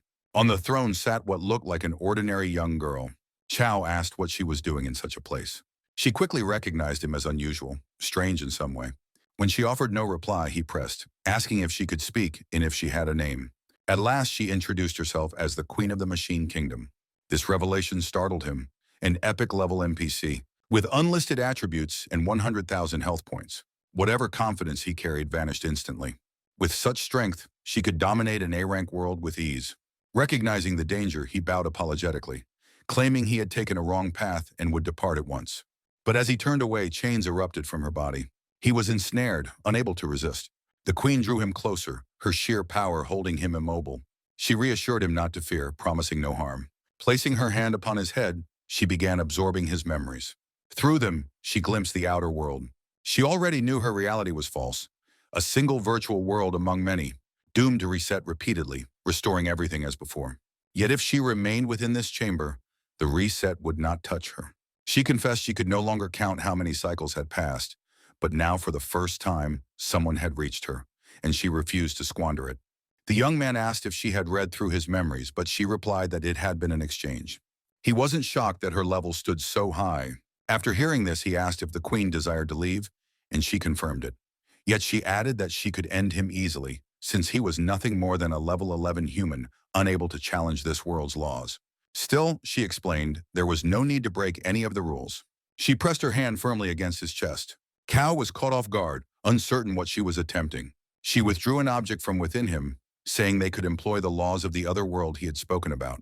It was revealed as the queen's true heart, an S-rank artifact imbued with life itself. She intended for him to take it, for in time it would grow into another version of herself. Through players gathering such items, she could learn of the outside world. Cao questioned whether she feared what he might do once outside, but she explained she had seen nothing in his memories suggesting he ever broke a promise. What mattered more was her desire to know life beyond. This was no ordinary NPC, but one with awareness, yearning to touch the real world. The queen asked if he had chosen, and the youth admitted he had no other path. Grateful, she thanked him and released him. With the mission completed, the system graded him at A rank, rewarding him with a B rank spellbook, a C rank item, additional experience, and 5 attribute points. The mechanical knuckle boosted his chance of critical strikes by 30%. For someone who relied on fists, that was quite a boon. His next step was to deliver the cube to the director. He was at last transported outside. In the director's office, he called for him, but was puzzled to find the place empty. Regardless, since he had the key, he decided to attempt unlocking the cube himself. He slid the key into the seal that bound the cube. Sparks of lightning erupted, accompanied by a bluish glow, as the object began to stir. From it appeared a sword of unknown properties, clearly an evolved artifact.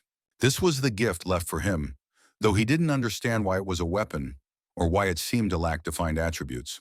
It wasn't an ideal reward for him, given that he was a mage. The director finally entered. Enkyo admitted to having opened the cube. The director dismissed that, saying it was irrelevant. What mattered was that the boy needed to leave immediately, or he would miss exam day. It took him a moment to grasp that the exam was about to start. In the examination hall, numerous students had gathered. Some pressed the examiners to begin without delay, but Yang told them to wait since one participant had yet to arrive.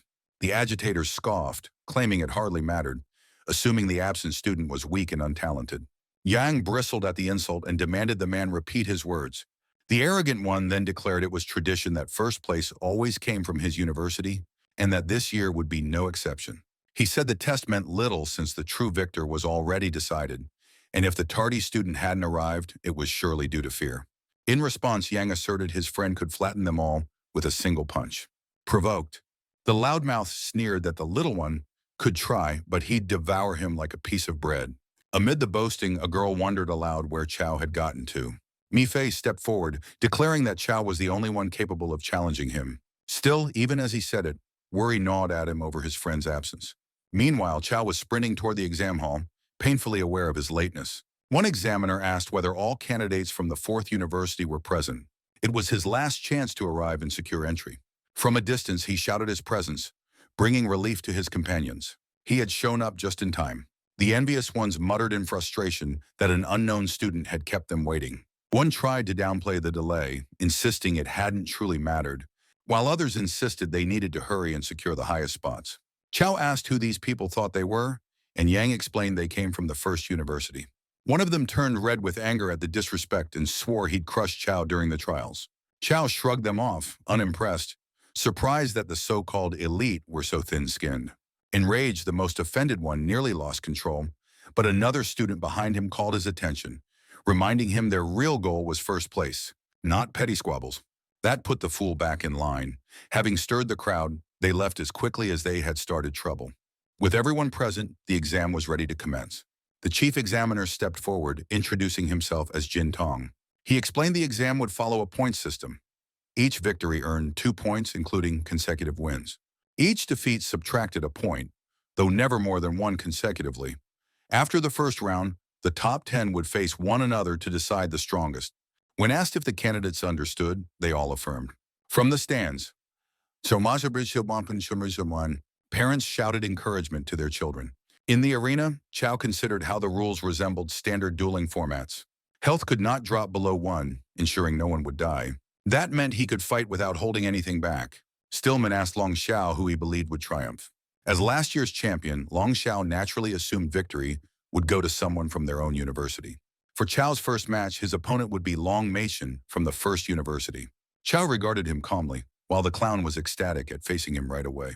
Chow remarked that his name sounded amusing, making a joke about its pronunciation. That comment enraged the clown, who vowed to smash his teeth in. The referee asked if both were prepared, and each confirmed. It was time for introductions, but they dismissed the formalities, immediately trading punches. Long declared himself a level 9 mage wielding electrical powers. Chow, in contrast, revealed he was a level 11 necromancer. Hearing this, the clown realized the danger. His opponent was already at level 11 and had entered the initial stage. Even the referee was surprised at a candidate achieving that level before the exams. With introductions over, the real fight began. Confident, the clown summoned electricity, sure it would overwhelm the undead. Lightning started crackling around him. Chow watched without the slightest concern. A vast dome of electricity formed around the clown. Only about 1 in 10 possessed electric affinity, making his talent rare. Yet to the audience, it looked as if he were merely hiding behind a barrier. They doubted any opponent could break through it. Inside, the clown mocked, inviting the necromancer to test him. But he was confused by the absence of Chow's staff. One elder asked the director if this was truly the youth to whom Jingyu University would offer admission without hesitation, since he looked uninterested in fighting. He seemed too arrogant, and if he kept it up, he'd fall quickly. But the director reminded them this same boy had once blasted a professor across a room with a single strike. In the audience, teachers were eager to witness a clash between the undead and lightning. So far, neither side had gone on the offensive. Nevertheless, the clown grew uneasy. Chow advanced slowly, leaving the mage baffled as to why no summons had appeared. Then Chow stepped directly into the lightning dome, suffering no damage. The clown reeled in shock. This shouldn't have been possible. Necromancers were supposed to be fragile, yet this one shrugged off attacks as if they were nothing.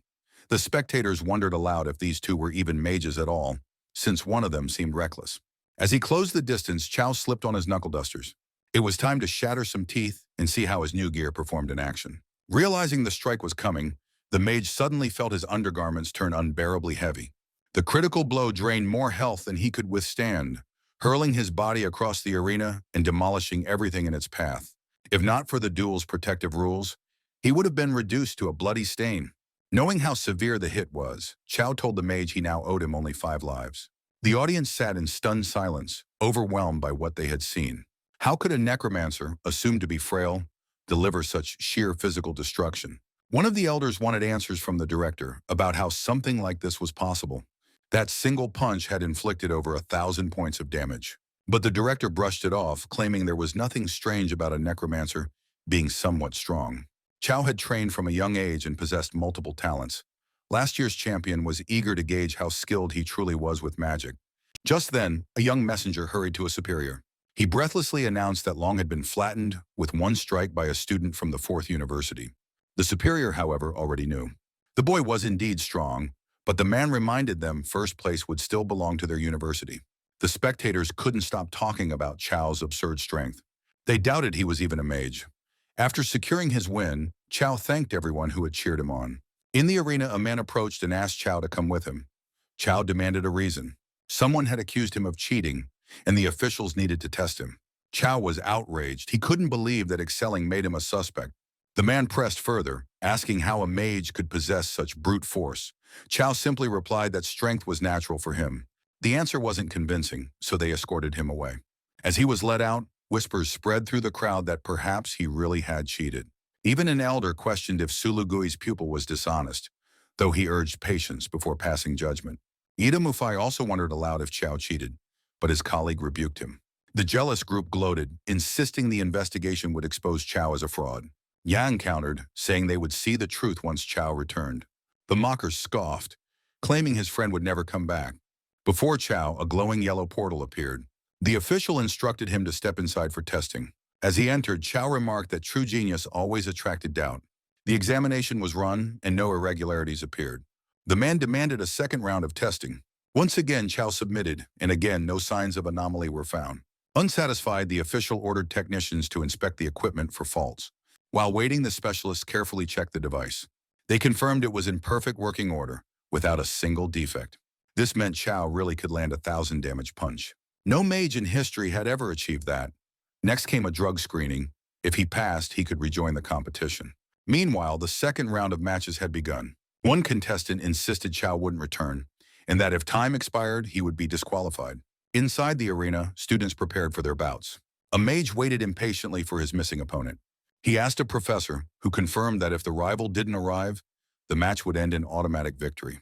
The missing fighter was none other than the necromancer, and murmurs spread that his absence meant he was guilty. In reality, Chao was stuck in the restroom. An official accompanied him, required to witness the urine test. Closing the stall door, Chao joked that he feared scaring the man. The official insisted he was a professional and could handle it. Both remained inside the stall. When they came out, the man looked traumatized by what he had witnessed. He returned to his supervisor and reported that Chao's results were completely clean. That cleared him to resume the exam. Looking over his records, the supervisor realized he was the son of Chao Anking. Such lineage suggested he was destined to surprise many people. Yang worried that his friend might still be expelled. The envious group sneered, claiming he was already gone, quietly eliminated. The girl pointed out the investigation only happened because someone had filed a report, likely them. But she admitted she had no proof, and if he truly cheated, the report would be justified. After all, damage that outrageous naturally raised suspicion. Yang maintained his confidence in his friend, believing firmly that Chao would return. The jealous ones mocked them as delusional, insisting there was no chance he'd come back. Mafai retorted that their obsession with first place was obvious, but their schemes wouldn't succeed. Even without Chao, he was determined to fight for victory. Just then, the girl announced that Chao had returned. Having passed every test, he walked back toward the arena just as the referee prepared to declare a default win. Chao called out for him to wait. Despite the delay, both contestants were present, so the match could begin. As before, Chao introduced himself politely. Seeing him back, the spectators began to accept that he hadn't cheated and really did wield such terrifying strength. The jealous group fell silent, forced to swallow their earlier words. In the arena, his opponent declared introductions unnecessary. Now that Chao had arrived, he was ready to act. But before the fight even started, the opponent surrendered. He refused to risk a punch capable of inflicting 1,000 points of damage. Chao pursued him, trying to press the match, astonishing the referee, who nonetheless awarded him extra points. With that surrender, his total climbed to 5 points. His friends rushed over to congratulate him. Meanwhile, the envious clique fumed at headquarters, upset that the necromancer had returned and unsure what else to try. Reporting him had been only a stalling tactic. Since he hadn't cheated, his return was inevitable. But they still had other tricks planned to get him removed. They were determined no one would steal first place from them. Soon, Chao's next battle began. Just like before, his opponent conceded immediately. Chao grew irritated, itching for a real fight. But his rival insisted he had no desire to experience a 1,000-damage strike. The same thing happened again in the fourth round, to Chao's annoyance. This pattern continued until the 8th match. Chao, who longed for a proper battle, was disappointed by the repeated forfeits. If things kept going this way, he would enter the second stage with a flawless score. Meanwhile, the jealous group planned to arrange for him to face a professor from the second academy in the 9th bout. Whether she went along with their scheme remained to be seen. All they needed was for the duel to begin. Her choice would decide the outcome. And so the 9th round commenced. Professor Soreng stepped into the arena to face Chao. The crowd erupted, marveling at her striking beauty. In the arena, it was time for formal introductions. She declared herself an ice mage of level 11. Among the directors, an elder commented that Chao finally faced a serious challenge, though Su argued that they still had no idea of his true capabilities. Chao introduced himself again as a level 11 necromancer. As soon as the introductions ended, her staff flared with icy brilliance. Chow was caught off guard, since until now she hadn't shown the slightest hint of surrender. Calm and steady, she explained there was no reason to retreat at this point. This thrilled Chow. It was the first time someone hadn't folded after discovering his true power. Among the spectators, murmurs of disapproval spread, assuming he would take advantage of such a beautiful woman. In response to the jeers, he declared he wouldn't unleash his full strength against someone so stunning. He then revealed the weapon he had obtained from the magic cube. Its strangeness left the referee doubting whether Chow was really a necromancer. The professor, meanwhile, grew uneasy, never having seen a mage fight in such a way. With spear in hand, Chow advanced to strike. She conjured a barrier of ice as her defense. Columns of frost rose from the floor, seeking to trap him. But with a simple sweep of his spear, the entire structure shattered. Feeling his presence closing in, she realized she couldn't survive if he reached melee range. Still, she trusted that her spells could at least restrain him for a short while. Chow lunged forward, trying to close the distance for direct combat. The professor had anticipated this, waiting for him to leave the ground. She remarked that he was powerful, but too arrogant, and that his streak was about to end. Before his feet could touch down, she had already surrounded him with her ice. His body was quickly entombed in frost. In moments, he was sealed inside a massive block of ice, completely immobilized. The crowd praised her cleverness, declaring that a professor's tactics naturally outshone a student's. Most of the directors assumed the match was settled, but Sue urged them to watch carefully. The professor asked the referee if she had won, but he told her to look more closely at her opponent. Chow's health was steadily dropping, yet his life bar had not hit zero, so she cautiously approached the frozen block. As she neared, his face became visible through the ice. She advised him to yield, insisting the match was hers, but through the biting cold, he stubbornly refused. To her, he was only prolonging needless suffering, and soon his health would deplete entirely. But Chow calculated that with his current vitality, it would take a while.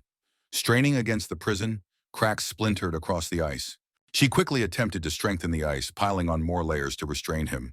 Though he was encased again, she realized that breaking it earlier meant his physical power was far beyond normal. Even as she tried, he forced his head free once more, wondering how much mana she had left. Her reserves were almost gone, while his life bar still glowed. With nothing left to sustain the spell, Chow finally shattered his frozen cage. With her mana drained, she could do nothing but stare in disbelief at his escape. Now free, and with her magic spent, Chow aimed his spear at her.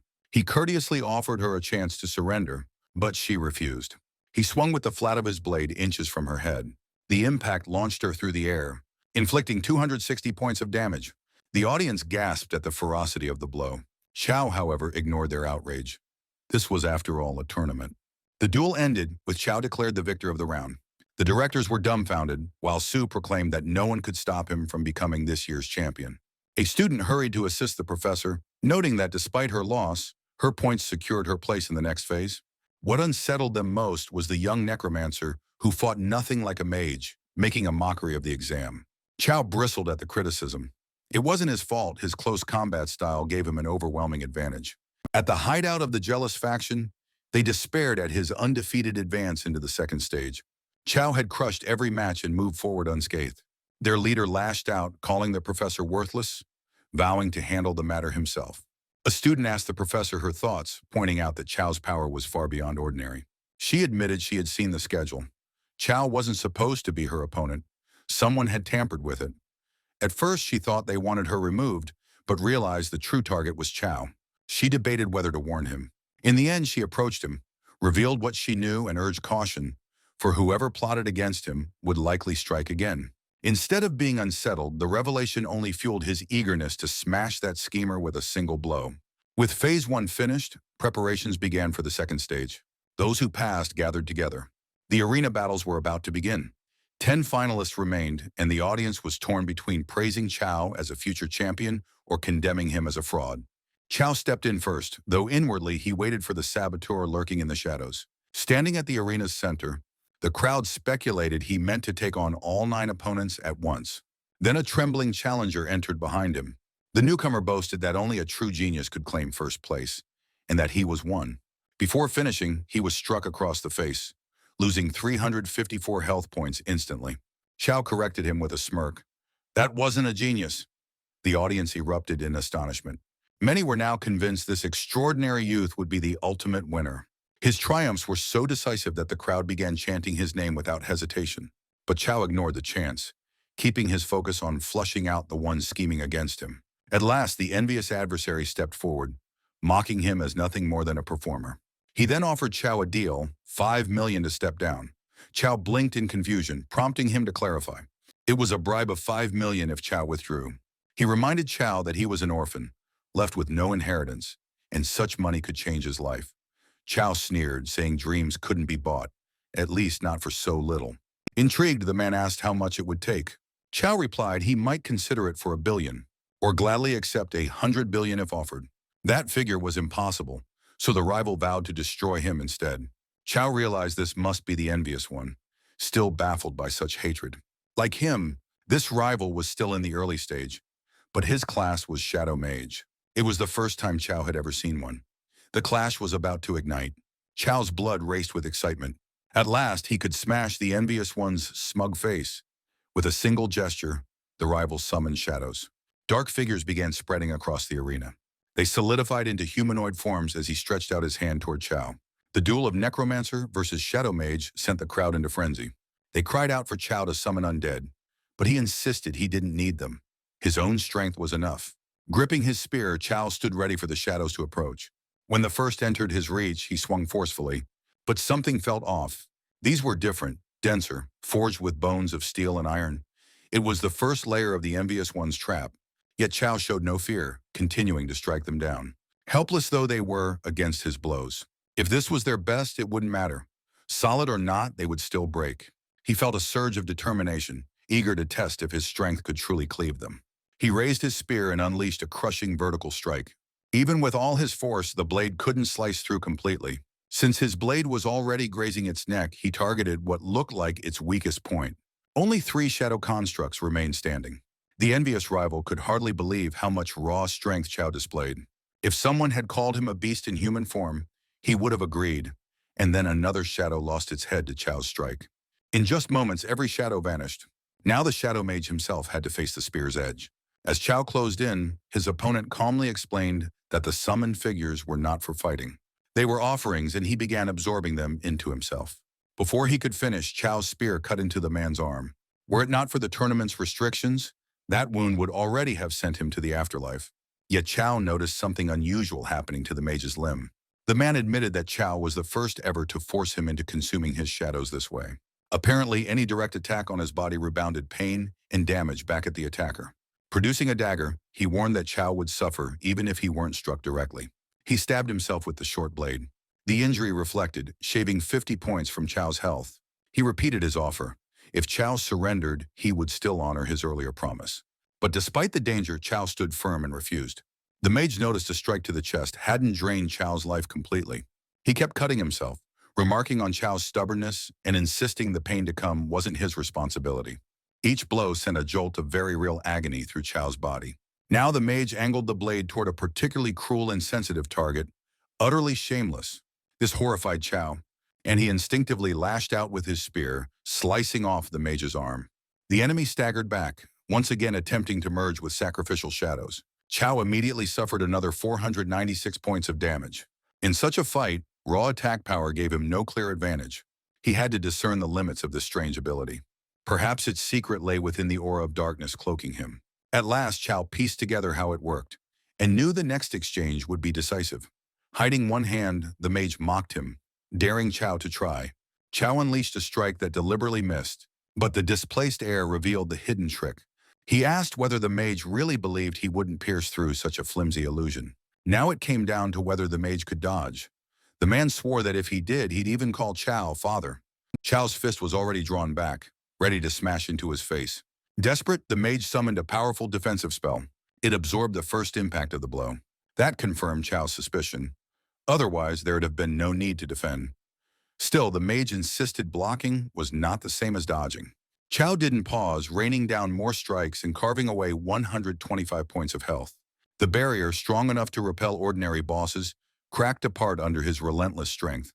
The mage could not accept that Chow exceeded even boss monsters. Calm and steady, Chow advanced, declaring the duel's end had come.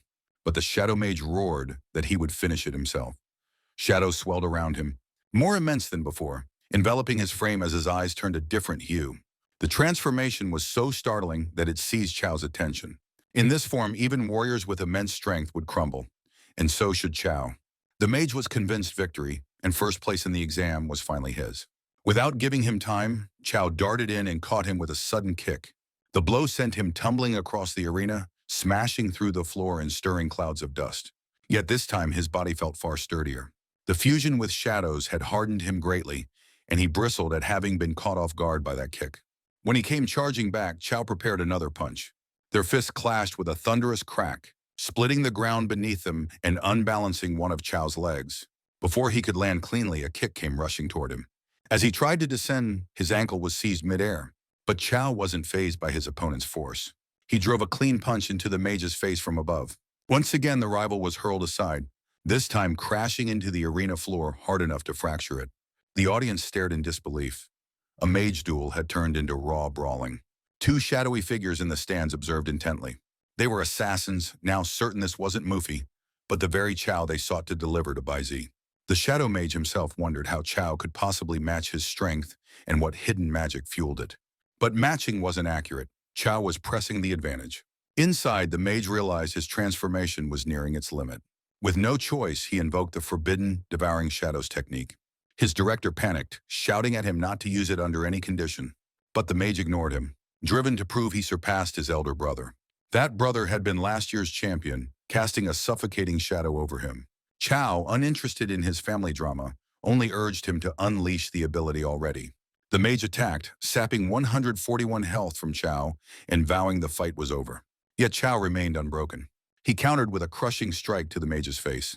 They traded furious blows at the arena's heart.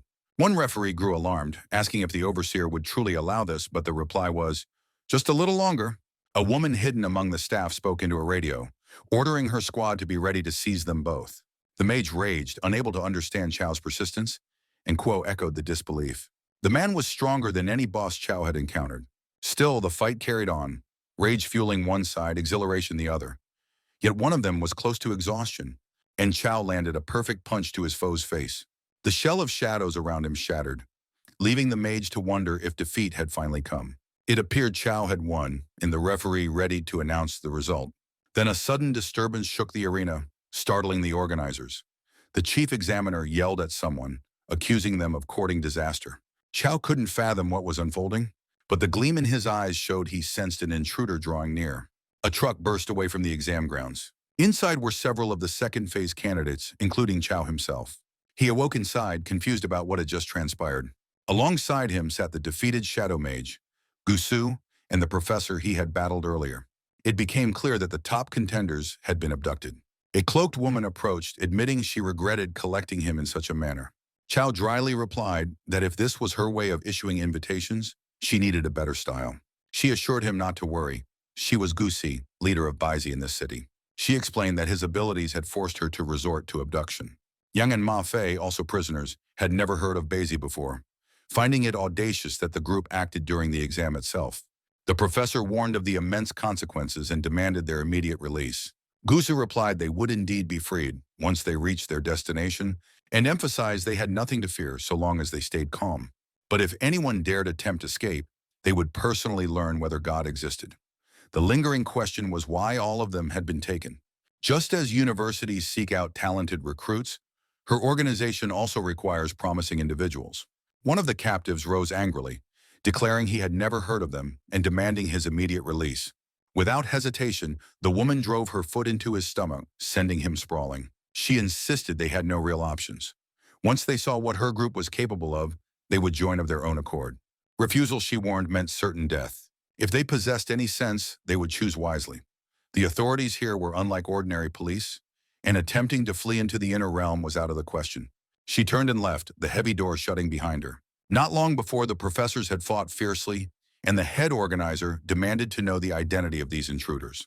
His arrows had pierced a young figure, only to reveal that the victim was one of the exam staff. Someone had infiltrated their ranks, but rescuing the abducted students was now the highest priority. Above all else, their safety mattered most.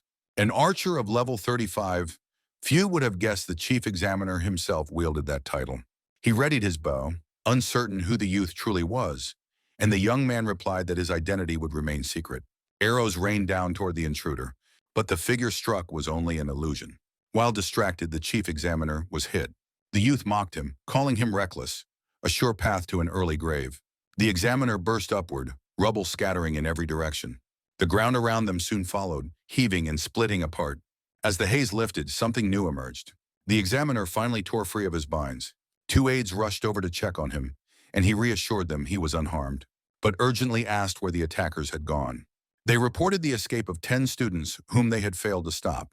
Hearing this, his demand was immediate. Whose names were on the list? On learning which students were taken, his fury grew uncontrollable. Two directors approached, noting that the captives were geniuses and likely not in immediate peril. The precision of the operation meant a formidable organization was behind it, and certainly not a minor one acting during an exam. Another aide arrived, reporting identical incidents in other cities. The examiner ordered a full inquiry, stressing the safety of the students above all. Inside the truck's container, Chow studied the unusual shackles holding them. A physical cultivator scoffed, saying such restraints should never have held him. He strained with all his strength, yet the chains would not budge. Chow, however, slipped out with ease, remarking on the poor workmanship of his own bindings, leaving the physical cultivator astonished. Gripping his spear, Chow offered to release the others. With swift cuts, he shattered their restraints. Only one remained bound, the envious rival. Relying on his own powers, he refused assistance. As he strained against the chains, Chow slashed through the truck's wall. The path to freedom now lay open. A nearby woman caught the suspicious sound. She instantly ordered the vehicle to halt. Stepping out, she found the students already outside. They once again faced each other directly. She demanded to know how they had managed to remove restraints that not even a level 20 cultivator could break. Chow retorted that if he revealed his method, she would never sleep soundly again. Before she could answer, the entire group vanished in teleportation. Fuming, she unleashed her four-barreled weapon. The blast tore the ground apart beneath them. They were now inside the inner world. But when they returned, reinforcements would surely be waiting. Seething, she swore she would remember Chow's name. Within this hidden world, the group had been assigned an E-rank task: prevent the resurrection of a demon. His allies had scattered, most likely transported to random sites. He considered destroying the NPC's device, hoping it might grant him freedom of movement. Then something sharpened his senses, an unexpected presence. A youth informed his master that the god of pleasure had risen from death. The master rejected the claim, insisting such a thing was impossible. Corrupted corpses sprouted fur, with claws and fangs stretching unnaturally. The youth swore he had seen exactly that, but the master continued to deny it. Chow reasoned that following these NPCs would quickly draw him into the heart of the world's storyline. Feigning death, he stumbled along like a corpse reanimated. Inside a house, the master announced he was leaving and ordered his disciple to guard the god of pleasure. The boy immediately began to pray that the deity would not rise. His prayers were interrupted when strangers kicked open the door. They carried with them what looked like a sarcophagus. Spotting a sealing talisman, the elder demanded to know the boy's ties to Su Xian, the corpse shepherd. The boy answered that Su Xian was his master and asked if the old man was a coffin bearer. The elder chuckled, saying Su Xian's student had some wit. He pressed to know where the master was, and the boy explained he had stepped out but would return. Inspecting the corpse, the old man guessed it had died only recently. Its flesh was firm and still warm. The disciple cautioned him not to insult the deity of pleasure, warning of dire consequences. The man sneered, calling it just a carcass, claiming no punishment awaited for mere words. He added that only corpse shepherds clung to such superstitions, and threatened that if the boy resisted, he would smash him with his clubs. But the disciple argued that any such act was a grave disrespect. Studying the body, the elder admired its fine features. He estimated it would fetch a fortune and ordered Feng Lai to seize it. Hearing this, Feng Lai moved toward the body, startling the boy. The boy quickly blocked his way, refusing to allow the theft. Feng Lai ignored him and struck him across the face. Defiant, the boy shouted that he would defend the body with his life. Feng Lai dismissed him, unimpressed by his size. Knowing the boy would interfere, he rammed his knee into the youth's stomach. The blow hurled him backward across the room. As he staggered forward, the elder scoffed that the boy was far too weak to matter. Meanwhile, Chow, still posing as a corpse, was growing disgusted at the scene. The boy noticed a flicker of reaction from him, and so did the two men who had just entered. Removing the seal from his head, Chow let out a heavy sigh. He thought regretfully of how pointless it was for Feng Lai to brutalize the boy over such nonsense. When the corpse moved, the boy gasped that the god of pleasure had revived. Chow hadn't meant to interfere, but reaching Coffin Mountain mattered more, and he would not allow himself to be sold off. Seeing him stir, the elder launched a poison spell. But it was useless. Chow's fist smashed into his face. The man's body flew, colliding violently with the floor. Only then did he realize this was no corpse, but a living fighter. Assuming it was a trick, Feng Lai attacked without hesitation. His club slammed into Chow's face. The strike had almost no effect, astonishing Chow himself. The elder could no longer tell whether this was a man or a corpse. Checking Chow's condition only deepened the puzzle. He was classed as a reanimated body, with an extra 100 points of defense, but lacking health or mana recovery. This explained why the reanimation bell had compelled him to act mindlessly. Yet with his immense health pool, he functioned well without mana. The elder then ordered his disciple to stall Chow while he prepared a body suppression technique. Again, the man lunged forward to strike at the supposedly lifeless body. Q braced himself, unimpressed, preparing his counterattack. His crushing blow drove Feng Lai deep into the earth, despite the latter's guard. Feng Lai cried out to his master, saying he couldn't hold out much longer, and begged that he be ready. Yet the cunning elder had already slipped away. Realizing he'd been abandoned without reason, Feng Lai felt betrayed. Q assured him that escape wasn't possible for the elder. Leaving Feng Lai behind, Q sprinted after the fleeing man. One decisive strike was enough to end the elder's resistance forever. Though one opponent remained, he too was crushed in spirit. And Q had no intention of sparing him either. Driving his face into the ground, Q gained both experience and stat points from the victory. His curiosity now turned to the object they carried. It resembled a coffin designed to bind spirits. With one arm, he forced it open. Inside lay his companion, the paladin. Of all people, he never expected to find her, recognizing her slim figure instantly. When she stirred, she frowned, displeased at being identified by such a detail. As it turned out, they too had been drawn into this dungeon mission, which explained why they were reduced to bodies. The nearby disciples stared, shocked that another deity had been reanimated. Seizing the moment, Q spoke directly to him. The boy asked what they needed of him, and Q explained their goal was Coffin Mountain, the very same destination the boy and his teacher sought. After a while, the boy's master returned. The disciple boasted that he had captured the deity alone, prompting his teacher to question how such a feat was possible. Their paths stretched far ahead of them still. Elsewhere, monks advanced with coffins in tow, glowing seals swirling as prayers were chanted. Q studied. His environment was sharp focus. The master spoke with one monk, instructing him to go in first and promising the others would follow. He handed a bell to his pupil, ordering him to safeguard the deities. Clutching it, the disciple gave the bell a small shake. Along their route lay the bodies of other examinees. Yang noticed two familiar friends among them. Q felt genuine relief at the reunion in such a place. To the boy's astonishment, those bodies began conversing. It seemed inconceivable that so many deities could be alive. At the same time, elders gathered, one asking if they were prepared for the deities of pleasure. This marked the fifth summoning of spirits, and he urged them to ensure their preparations were complete. That evening, they intended to enter the emperor's tomb. As darkness settled, the moon climbed high, casting silver light over the land. The monks' procession marched on. They assembled before the emperor's tomb, chilled by the night air. With all the deities gathered, one asked if it was time to depart. The head monk questioned him, demanding to know where he thought he was going. Perplexed, the monk asked what he meant. The leader declared the moment had come. The supreme ruler would return. With the bodies present, the descent of the divine emperor was at hand. Using human blood as an offering, they summoned him. At these words, the monks were stricken with dread. They had not realized they were meant as sacrifices. The attempt to reason with the head monk failed. Those desperate to live were told to flee while they could. But flight was futile. None would escape. Reanimated corpses surrounded the area, both striking the monks and cutting off every path of retreat. These were corrupted cadavers, and the old monk grasped that the head monk had plotted this from the beginning. In the turmoil, Zhu turned to Gao, asking what should be done. They had to prevent the demon's return. Perhaps this divine emperor was truly that demon. If so, they had no choice but to attack. And they did, striking down the corrupted dead. Meanwhile, the head monk watched as the bodies breached the tomb, enabling the emperor's revival. As the battle raged, closer inspection raised questions. The bodies almost seemed alive. Infuriated, the head monk's rage boiled over. Snatching up his brush, a dark elder began chanting. In the chaos, Chao found himself ringed by corrupted corpses. As his limbs grew heavy, he realized the incantation was meant to suppress reanimated bodies. Gripping his spear, he aimed for the one casting it. A spear shot forth, skewering multiple corpses before striking at the elder. Still, the elder continued his chant. At its climax, he called upon 10,000 hidden corpses. The earth beneath them shifted ominously, striking fear into Chao's companions. Something bound them, leaving them immobile. And they had reason to fear, for their very bodies were fuel for the Emperor's rebirth.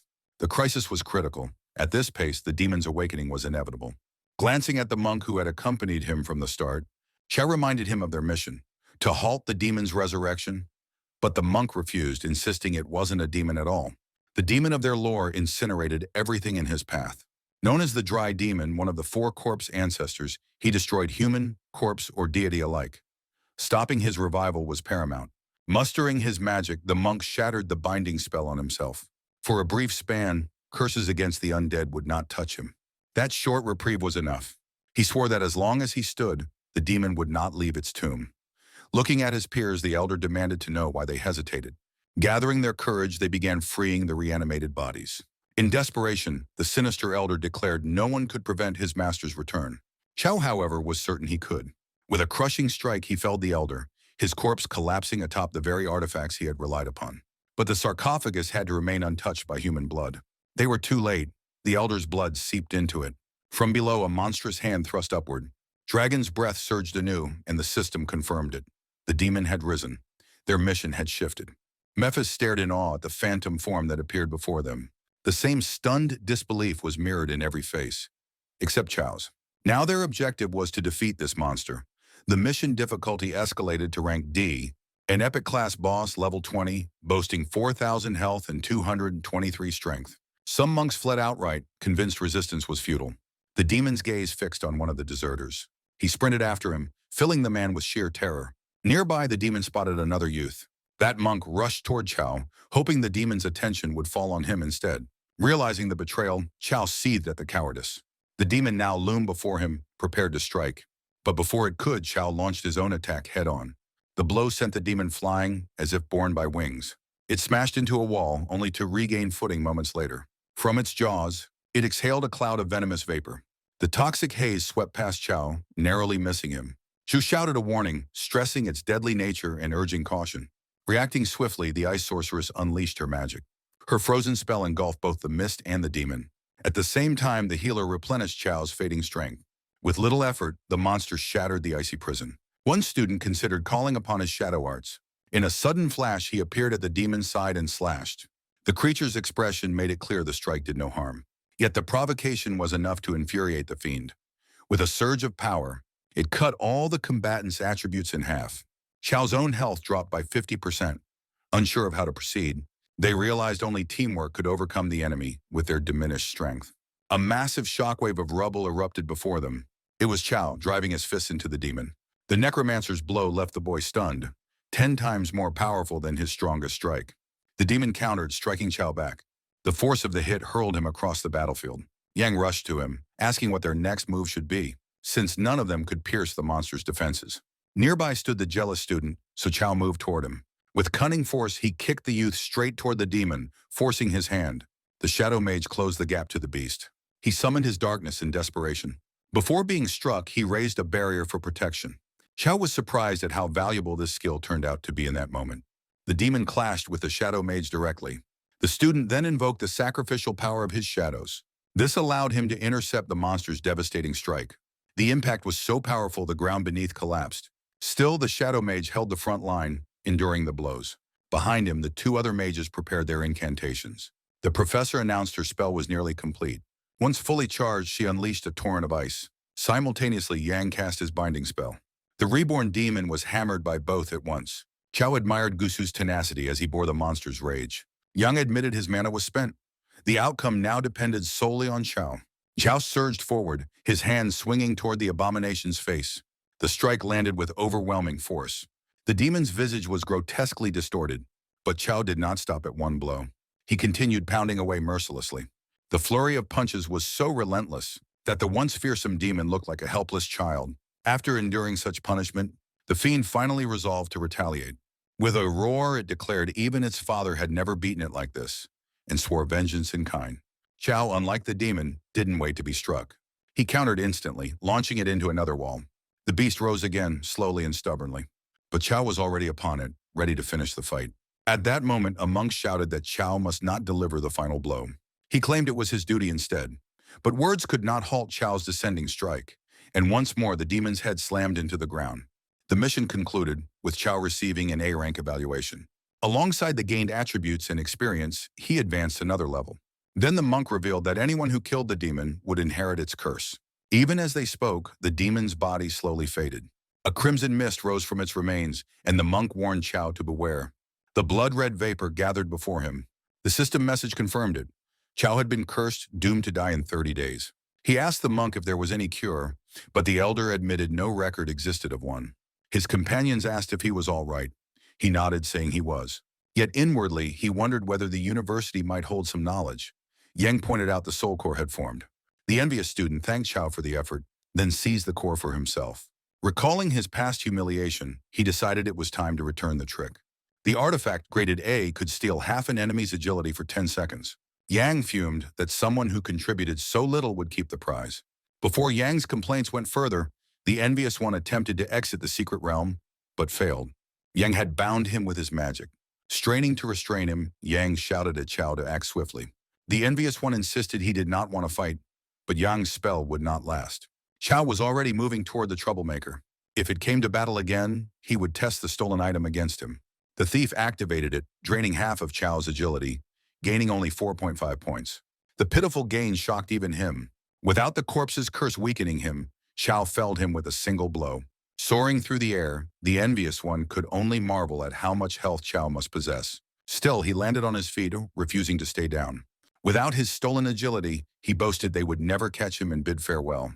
But again, teleportation failed, this time frozen in place by the professor's ice. She had not forgotten his treachery during the exam. Through his arrogance, Gusu had made enemies of them all. Desperately, he invoked the shadow sacrifice. But Chao's strike drained most of his health. He was hurled away while his ring tumbled into Chao's hands.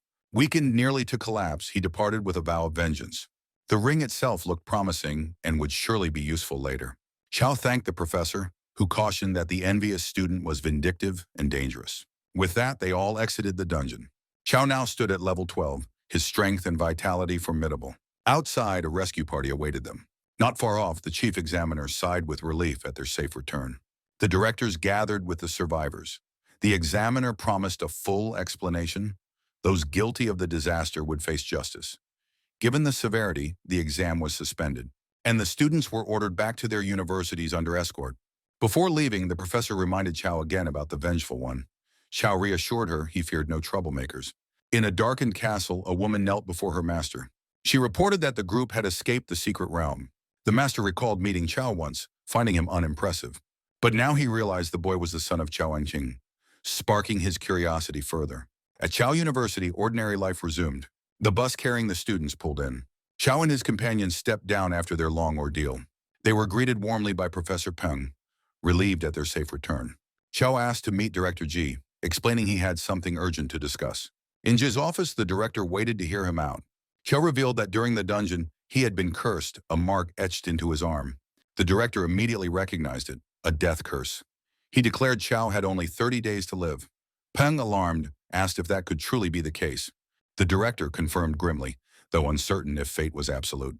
Their best hope was the sage's protection, an S-grade relic, but none were available. The director admitted he once possessed it, but had already used it. If another existed, it was unlikely to be sold. Despite reaching out to contacts, no one had the item. Chao asked if another solution existed. There was one, but beyond his current power. Better to spend his remaining days in peace. Still, Chao was determined to try for survival. The director warned bluntly that pursuing this path would mean death. Chao replied firmly he had no alternative. The director revealed the location, a D-tier dungeon. Chao had fought monsters in E-rank dungeons before, but this was on a different scale entirely. The gap was vast. Only intermediate adventurers dared such places. Though his gear wasn't poor, Chao began concealing it. The director told him he had no designs on a student's loot, but Chao pressed to know which dungeon it was, intent on going there. Annoyed, the director's patience wore thin. Releasing his aura, he inflicted 500 damage on Chao without lifting a hand. Chao's eyes burned as though slashed by blades. Yet to the director's surprise, the boy remained standing. Unlike Peng, the director found this persistence remarkable and asked again if he still wished to know the dungeon. Before replying, he restored Chao's health. "It is the Lake of Purification," he said at last. "This place could cleanse any negative condition entirely." Chao thanked him, and the director cautioned him. No novice had ever returned from there. Chao promised he would take care, saying he understood. Afterward, he declared his intent to set out immediately, but the director urged him to wait a little longer. He handed him an artifact, explaining it would aid him in that perilous place.